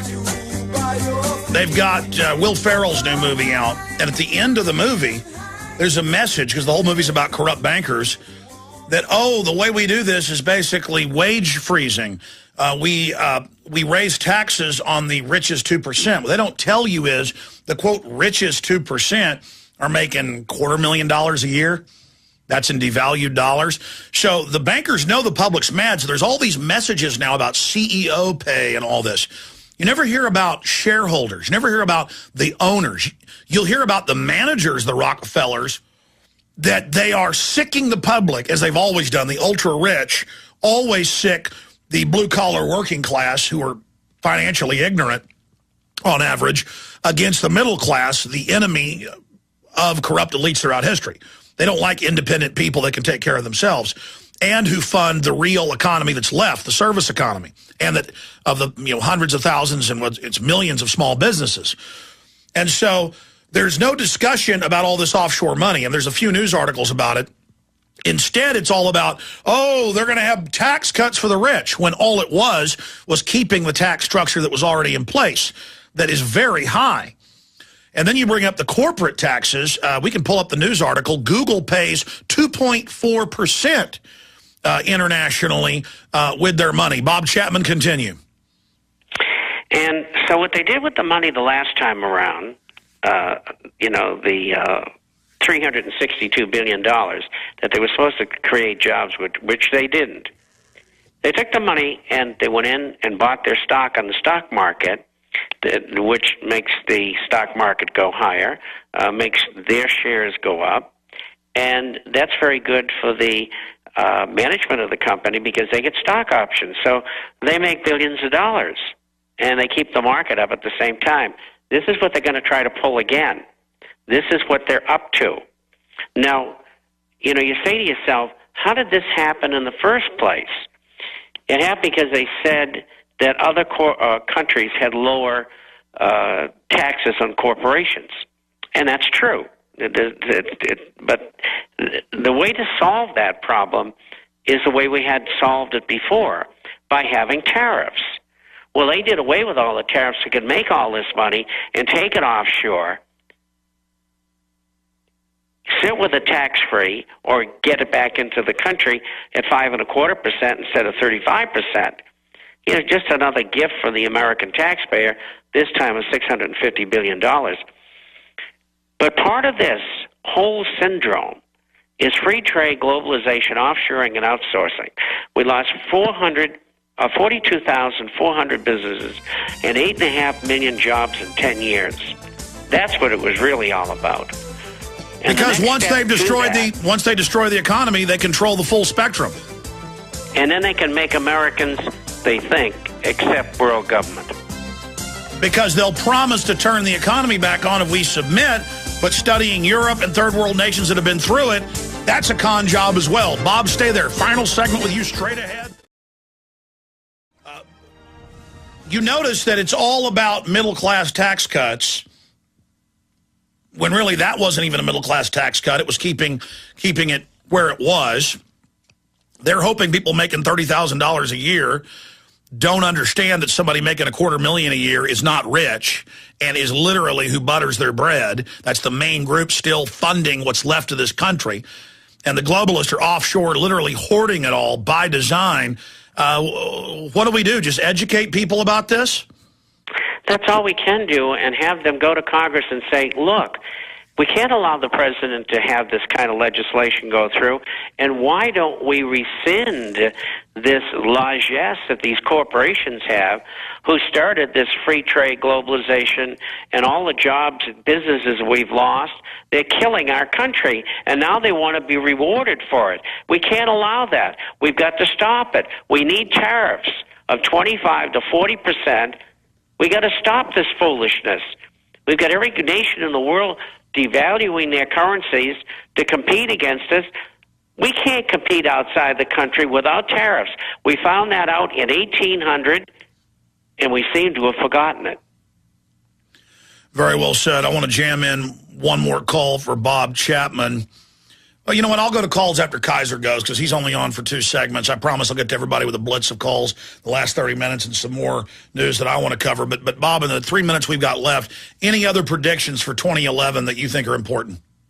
Well, I think gold and silver are going to go right through the roof. I mean, they've shown everybody that gold is now, for this point in time, the alternative to the U.S. dollar. They've beaten them out.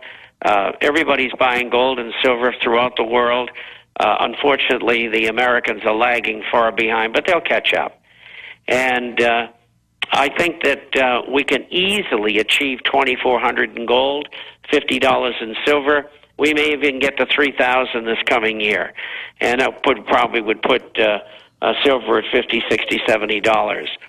And maybe even higher. What do you think about oil going up? The only place you can go to protect yourself. I agree with you. What do you think about oil exploding and one of the big Shell execs talking about $5 a gallon within 12 months?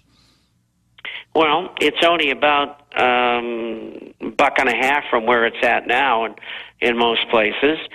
So what are we looking at the price of oil? Probably $100, $110 a barrel. And I think that from what I've observed in over 50 years of dealing in markets, the oil market is very, very easy to manipulate, and they do manipulate it.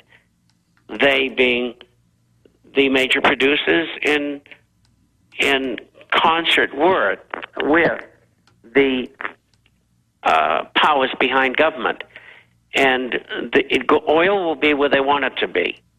It's not a supply and demand factor. If they want it at 125 or 97, or for that matter, we saw it back at $18 not that long ago.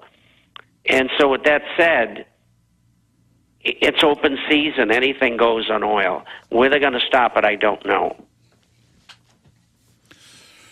Well, it's going to be a crazy year, no doubt, and I have to agree with you. If people think 2010 was bad financially,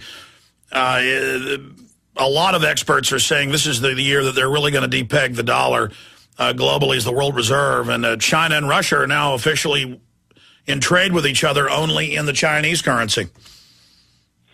Well, that's true. And I think what the American contingent of the Bilderbergers, et cetera, are going to do is they're going to have that meeting I've talked about, devalue, revalue the currencies, multilateral default. And I think right after that, the U.S. will say, well, we're going to back our currency again with gold.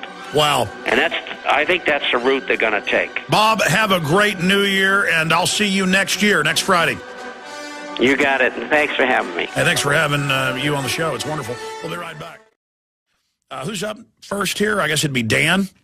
Dan, thanks for holding. You're on the air. We'll get to Justin, Linda, and others coming up. Go ahead, Dan. Yeah, hi, Alex. Yeah, Prison Planet member. Suggest everybody gets to be a Prison Planet member as well. Just a question and then comment what I see personally about what's going on with my wife, basically.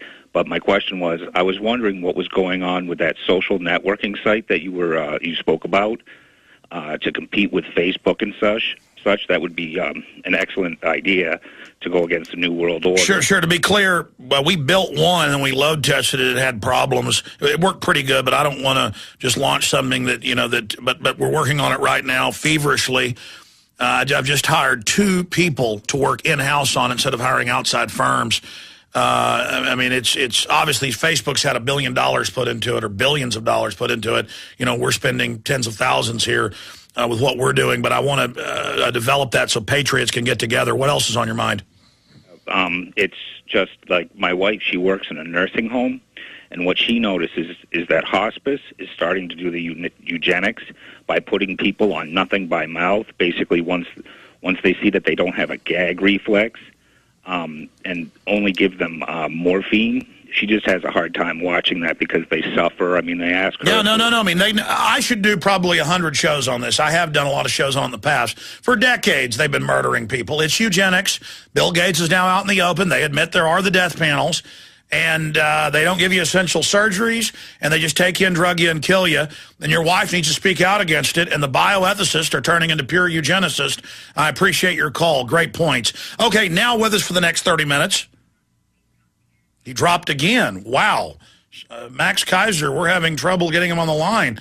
I wonder if it's sabotage. I mean, you know the system doesn't like what he's doing, and that Crash Silver program he launched here. That's getting so much attention, so we'll see if Max ever makes it. Let's go ahead and take another call here. Let's talk to Justin in Illinois. Justin, welcome. Yes, sir. Hello, Alex, and thank you for speaking truth to tyranny, as always, and Happy New Year to you. Happy New Year to you, my friend. Yes, sir. I had a prediction for 2011, and that is that I'm guessing that the U.S. government will continue their program of aid to the government of Mexico in the form of military assistance, and that is known as the Merida Initiative. Have you heard of this? Oh, it's in the billions of dollars. In fact, let me just search the term. It's a whole bunch. Let me see. U.S. aid to Mexico totals. It's just massive. Go ahead. Yeah, it's. I believe they've appropriated 1.4 billion. Started in 2007 under Bush and continued here under Obama. And I learned a lot from watching a YouTube documentary on the subject called Merida Initiative: Collapse by Design. And I wouldn't be surprised to see more intervention from the government, the U.S. government in Mexico next year, and I think they're probably going to use the securing the border as a pretext to further integrate the United States with Mexico. Well, that's what the SPP documents state, is that they would use the flu, they would use implosions in the economy in Mexico, they would use terrorism as a way to merge the law enforcement, the military, and then the borders. And now that's all over the news this week, that indeed, oh, we just got an idea, we're merging all our computer systems. Oh, we just got an idea, we've got joint response deals with Canada and Mexico inside each other's countries to fight terrorists. And it just goes on and on and on. And that is the North American Union. And under that system, it isn't elected representatives that control it. You'll still have your Congress that's basically ceremonial and rubber stamps everything. But overall, it'll be these unelected corporate regional boards that will control everything. And so that's a great point. I mean, it's the same thing.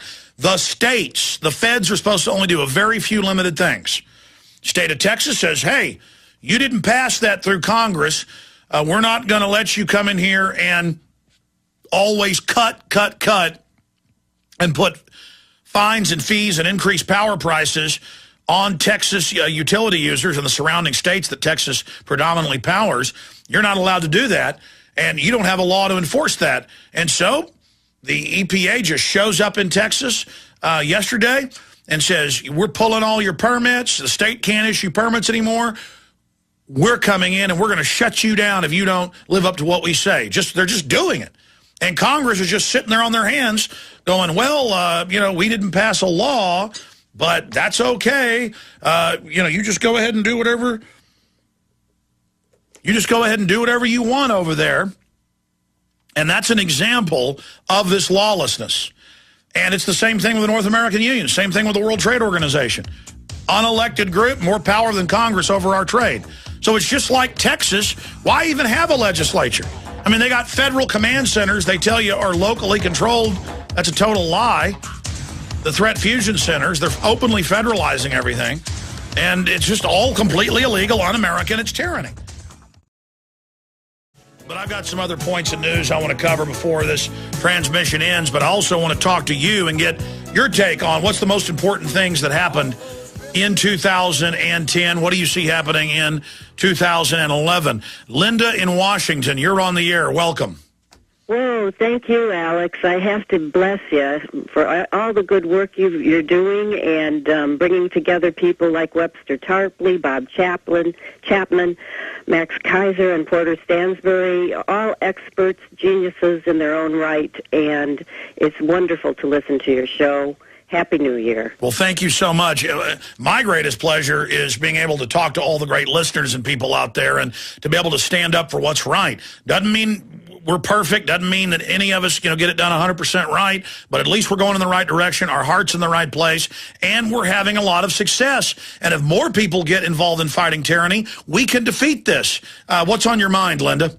And, it took me forever to get through to you because millions of people listen to you, Alex, and millions of people try and get through on the phones.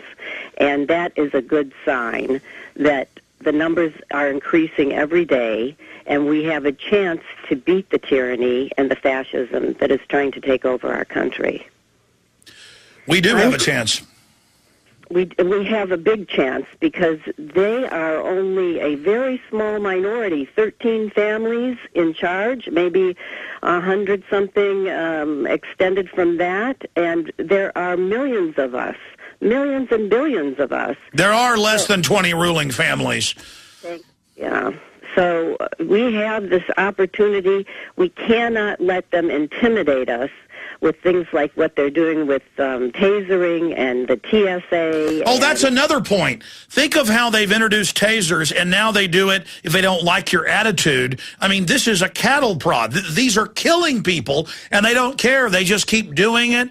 Every couple days, I see where they taser autistic kids or blind kids or retarded kids because they don't answer questions right, or where they shoot retarded kids in the back. I mean, they're really trying to just set the precedent to do to us whatever they want. And we've got to, as I said, it's simple. Just start saying no, no, no. Yes, and that's why I'm calling. One of the chief murderers who brought in what's going on is George W. Bush. Yes. And he has killed, allegedly, just millions of people in Iraq, and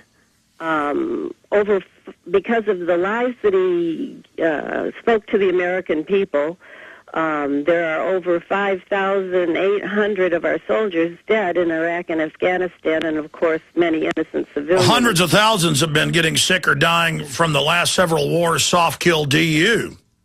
I can't stand George W. Bush. I have been working with Vincent Bugliosi, and I called district attorneys in Alaska, California, Oregon, Vermont, Texas, trying to find someone who had the balls to arrest and prosecute George W. Bush. Now I think we have an opportunity, Alex, with the change of the attorney generals and governors and new DAs, to actually find someone who will prosecute George W. Bush. Well, I've seen calls from prestigious organizations for criminal charges against Cheney and Bush. Nigeria caught Cheney making payoffs to people for Halliburton, and then they tried to make another payoff to get him out of trouble. It's come out that that's illegal as well.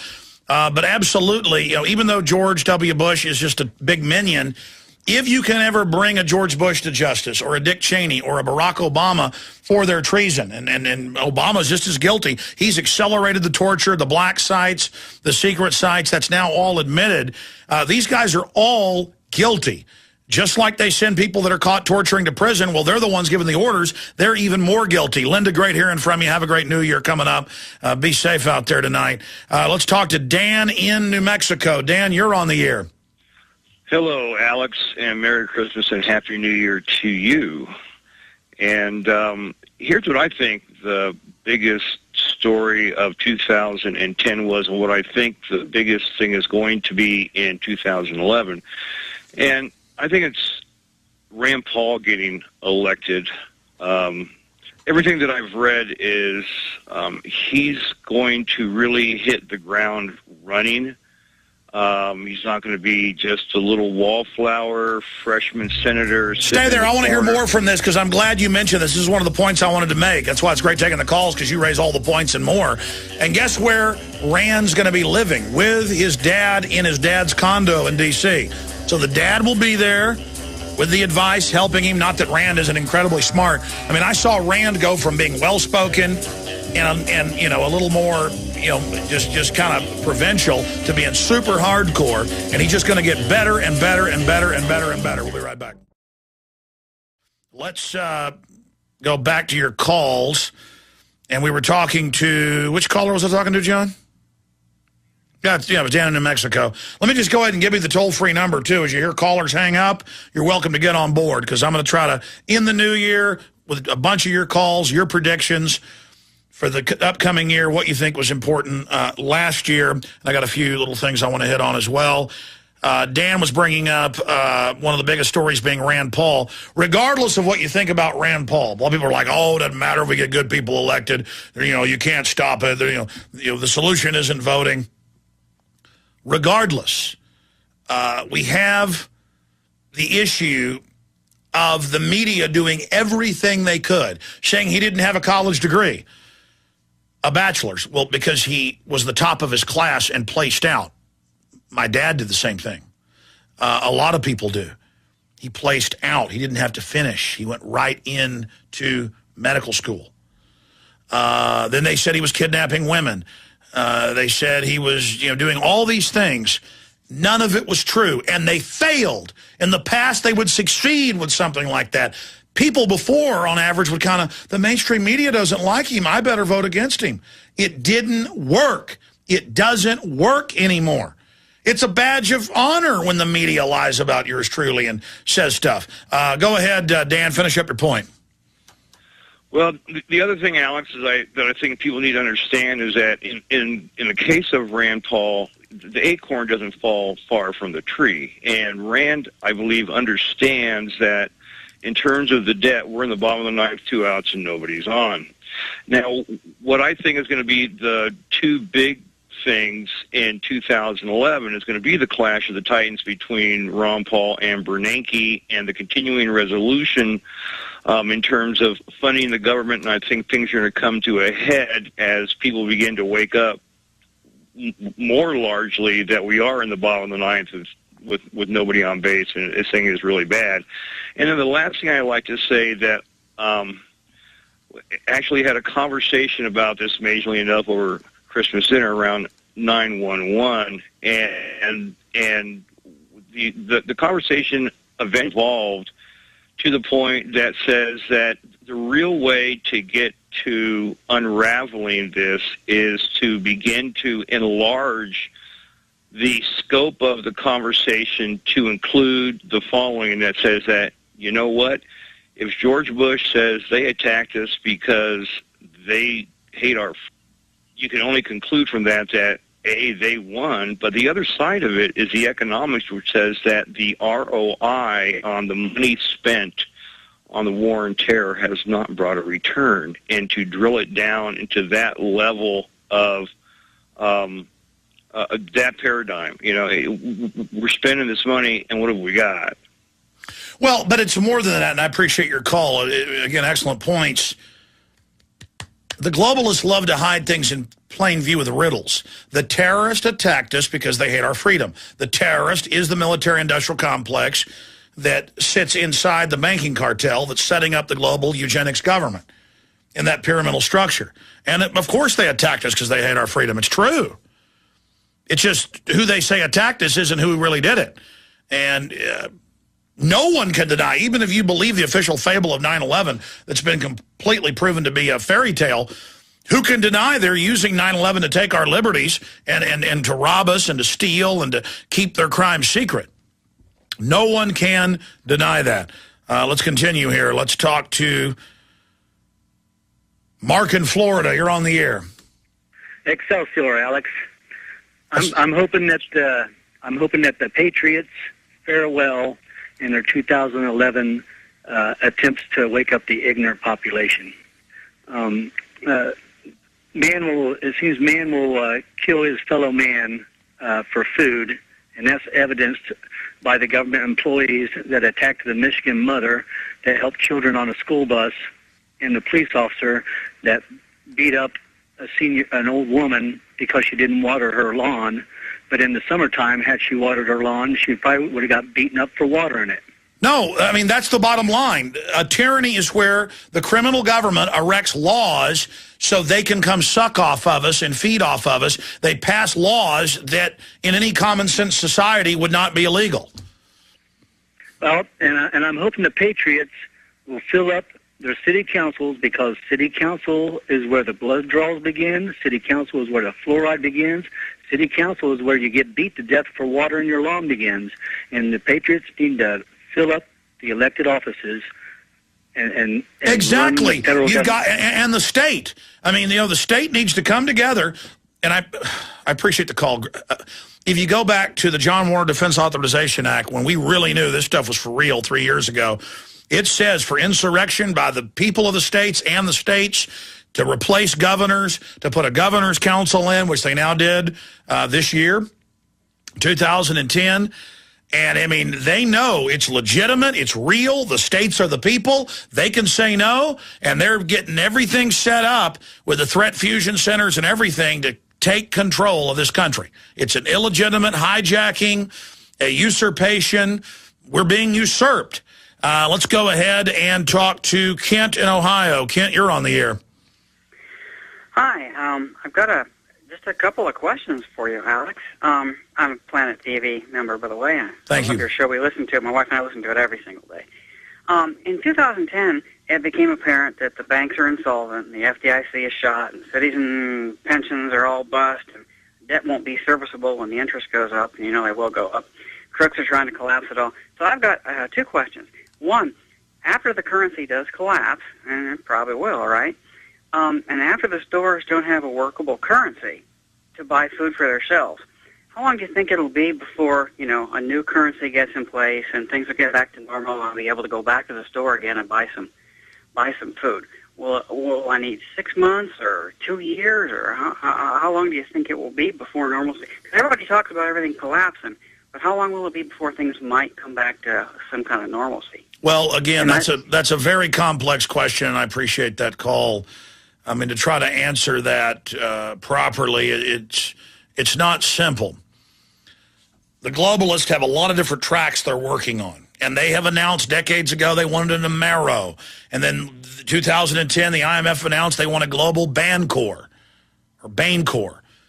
And they've already are operating with a global digital currency, the SDR, that the global banks just issue to themselves. Here, want $1 trillion? Here, have another $1 trillion for themselves, while they shut down the regular economy and freeze lending at levels not seen in modern history. And so it really won't be the currency crashes overnight and then you just can't use it. It's just that things cost more. Then they have a public devaluation, and then they bring in a global cashless currency. Already, when you ship overseas, the Postal Service is in SDRs, okay? And we're already going into that, and so they just phase out cash. But under the SDR system, private banks, under the SDR system, companies, you can just print off money, and there could be 1,000 different flavors, that has the barcode and code on it and then is redeemable at certain places. So you'll still have regional cash, corporate cash, different types of notes or receipts that are symbols of that digital money. But they're just bypassing the Bancor. They're bypassing the euro. They're bypassing, those were all stepping stones to global credits that are on your cell phone or in a credit card or a chip in your hand. I mean, this is the admission. And so in a depression, though, there could be some shortages, some problems, some things like that. But I don't just see, suddenly all your money is completely worthless. It's more in a process that happens until you get like Zimbabwe or Weimar Germany or Argentina, where people go in to have a 2-hour meal and they want to pay up front because it's going to be, 5-10 points more by the time they're done eating. I mean, that does happen. But before they get to that, they'll just move it into something else. And then it just robs and destroys savings and the rest of it. And then prices go up and it kills people that are on fixed incomes. Let's go ahead and talk to Bill in Connecticut. You're on the air. Yeah, hi, Alex. I started listening to you back in October. And first off, I'd like to applaud you for the courage of doing what you're doing. When I started researching everything and about what you were saying, I was trying to find flaws in it and discrepancies, but I couldn't find any. And I became very freaked out. And I went to, excuse me, I have the flu, so I'm a little bit under the weather here. Sorry to hear that. I went to see a shaman who I was an apprentice of for several years, and I drove 80 miles to see him. And basically, he said that you have less to fear than these people. It's a time, we're going through a time right now of where there's so many light workers coming to the planet. This might sound a little crazy, but he said that so much is being revealed, and he reminded me that if you look at all the pedophiles that were recently exposed in the Catholic Church, and I was brought up Catholic, so I think I can say that, we're going through a time where more of this is happening, and that these people, he said to me, you're afraid that these people are going to get away with it. He said, but they're not. We're coming into a time when these people will be exposed, and he said that Mother Earth will shake them off like nothing, like they're fleas on her back. And one thing he said, don't forget that the underpinning of all of this, of these elites, is demonic at its very core, in that the light is always stronger than darkness. He said to me, when you walk into a room and you flip on a light, the darkness can't say, I don't want to go away. Well, the darkness doesn't have a choice. Well, I tend to agree with you. I mean, that's really the big truth, is that if we refuse to stand up and tell the truth and bring light into the world, they're going to win. All we have to do is resist when we're in the right, and corruption will implode. And God bless you. I appreciate your call. There is a great awakening happening, and the system is countering. This is the big battle against good and evil. I mean, it's just that simple. And there are those that are attracted to darkness and evil, and they congregate together. And there are good people that love honor and truth and justice. And we congregate together, but because we're free spirits, we don't do it as much as the evil. The evil tends to get together more. And also the globalists are masters at getting good people to join evil operations, believing it's good. But they've gone too far, coming out and saying torture is good, and then torture of children is good, and big law enforcement seminars that were in the news on Monday, where they're saying we will kill the Muslims and we will kill their children, and then the reporters, it was in 4 different newspapers, turned to other cops and said, "You don't agree with that, do you?" And they're like, "Yes, we do." I mean, they have really been given over to a peer pressure spirit of evil, and they really believe there's this big Muslim threat out there. They don't understand it's been manufactured. And even if it was this great threat, you don't give up your soul to beat evil. I mean, you don't become the devil to fight the devil. And that's the, really the bottom line of the entire equation. But there is a great awakening that we're part of right now. The question is, how painful is it going to be going through this? Okay? And humanity goes through these cycles. And I just, I'm a Christian, and I believe it. I've had a personal experience, but I know that what we're taught in the modern churches is not anywhere in the Bible. I actually read the Bible. I actually, study it. I study history, and I know that what is taught is not Christianity. It's a religion of laying down, a religion of not facing evil. That's the current religion. That's not Christianity.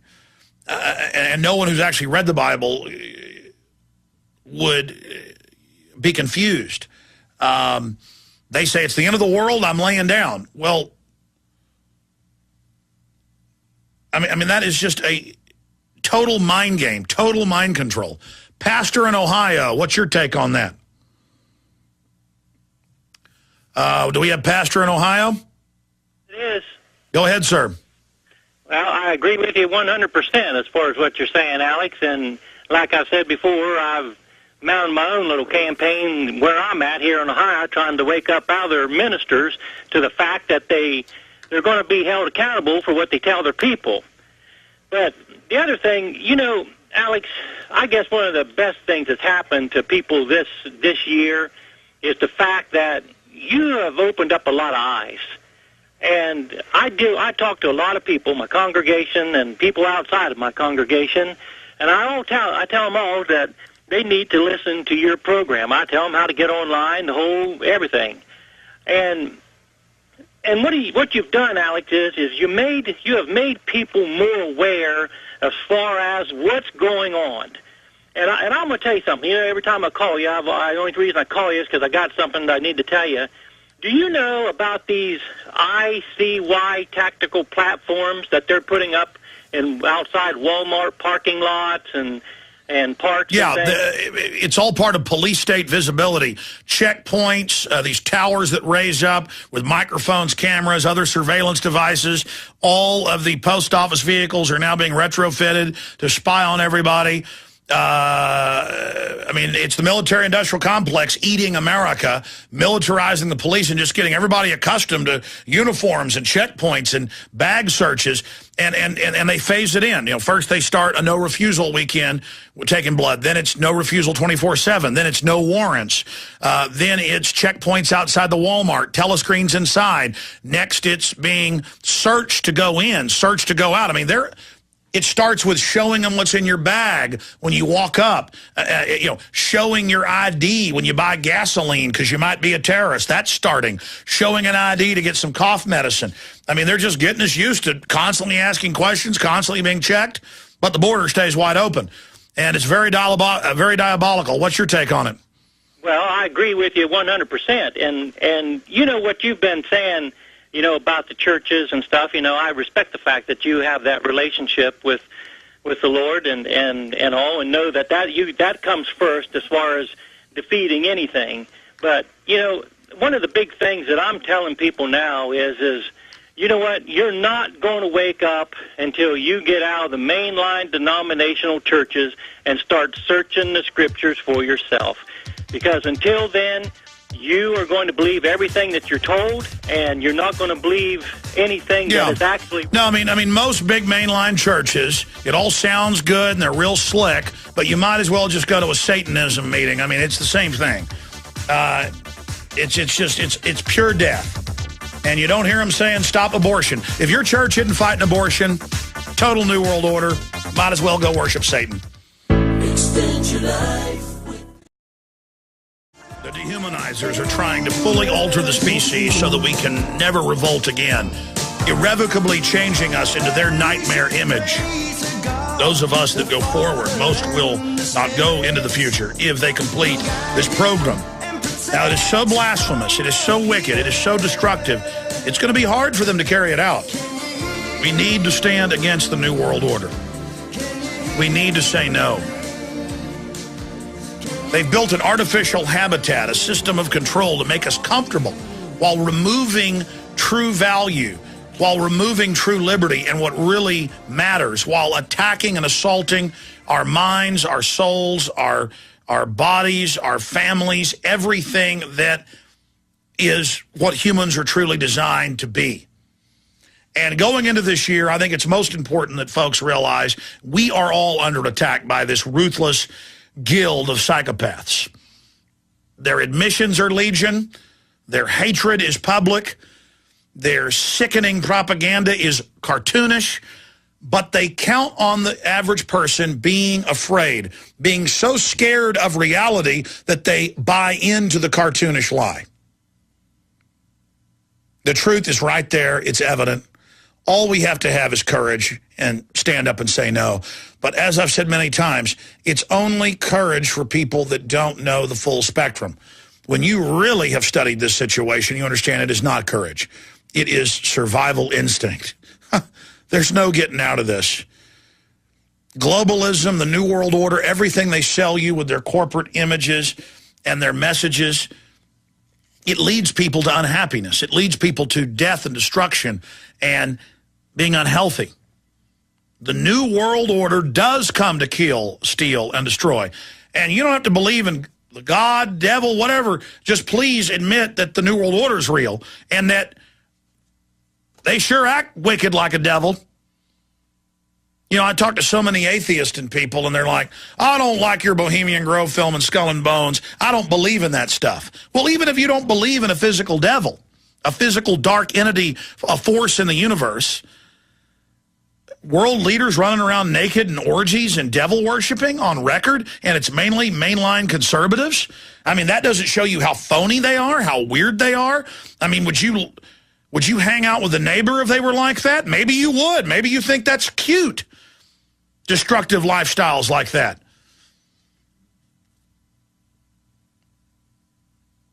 The globalists revel in people's ignorance, and so many people who've been in ignorance all their lives, who grew up in front of a television set in their you-know-what filled diapers, they hold on to their ignorance like it's valuable, like it's a cloak of gold, like it's the keys to Valhalla, when it's your ball and chain. It is a fraud. You will become empowered. The universe will open up to you. You will have great discernment the minute you decide you want to know the truth. The minute you decide and admit that there's a lot going on in the world. The minute you decide to get out of the willful ignorance, and I know most of you are way past willful ignorance. You know, all of us are still willfully ignorant in certain areas. We've all got to work on ourselves. I'm not on some high horse here, but I do know myself. And I also know the globalist. I know the enemy. And when you really look into their writings and their works and who they are, and when you really study them, and then when you can start actually seeing them with, the only way I could describe it, is spiritual eyes, it's not courage, ladies and gentlemen, to fight them, okay? How could you do anything other than resist these monsters? Look at your children. Look at innocence. Look at everything that's good and wholesome. Look at what our ancestors went through for us to have the little bit of liberty and dignity we have now. That's all that matters, is freedom, is honor, is goodness. Let's learn to recognize good from evil again, and everything else will follow in due course. I want to thank God for a great, wonderful year of blessing, and I want to thank the great crew. I want to thank all of you, the listeners. Have a safe New Year's. I'll see you back for the first live show of the year, Sunday, 4 to 6 p.m. Central, right here on the GCN. Online and on demand. We are and see you the this Sunday. GCN Radio Network. Visit Infowars.com and PrisonPlanet.com. When you're on the site, you can also tune in 24 hours a day to my daily radio broadcast. There's also a free iPhone app to listen to the syndicated radio show when and where you want.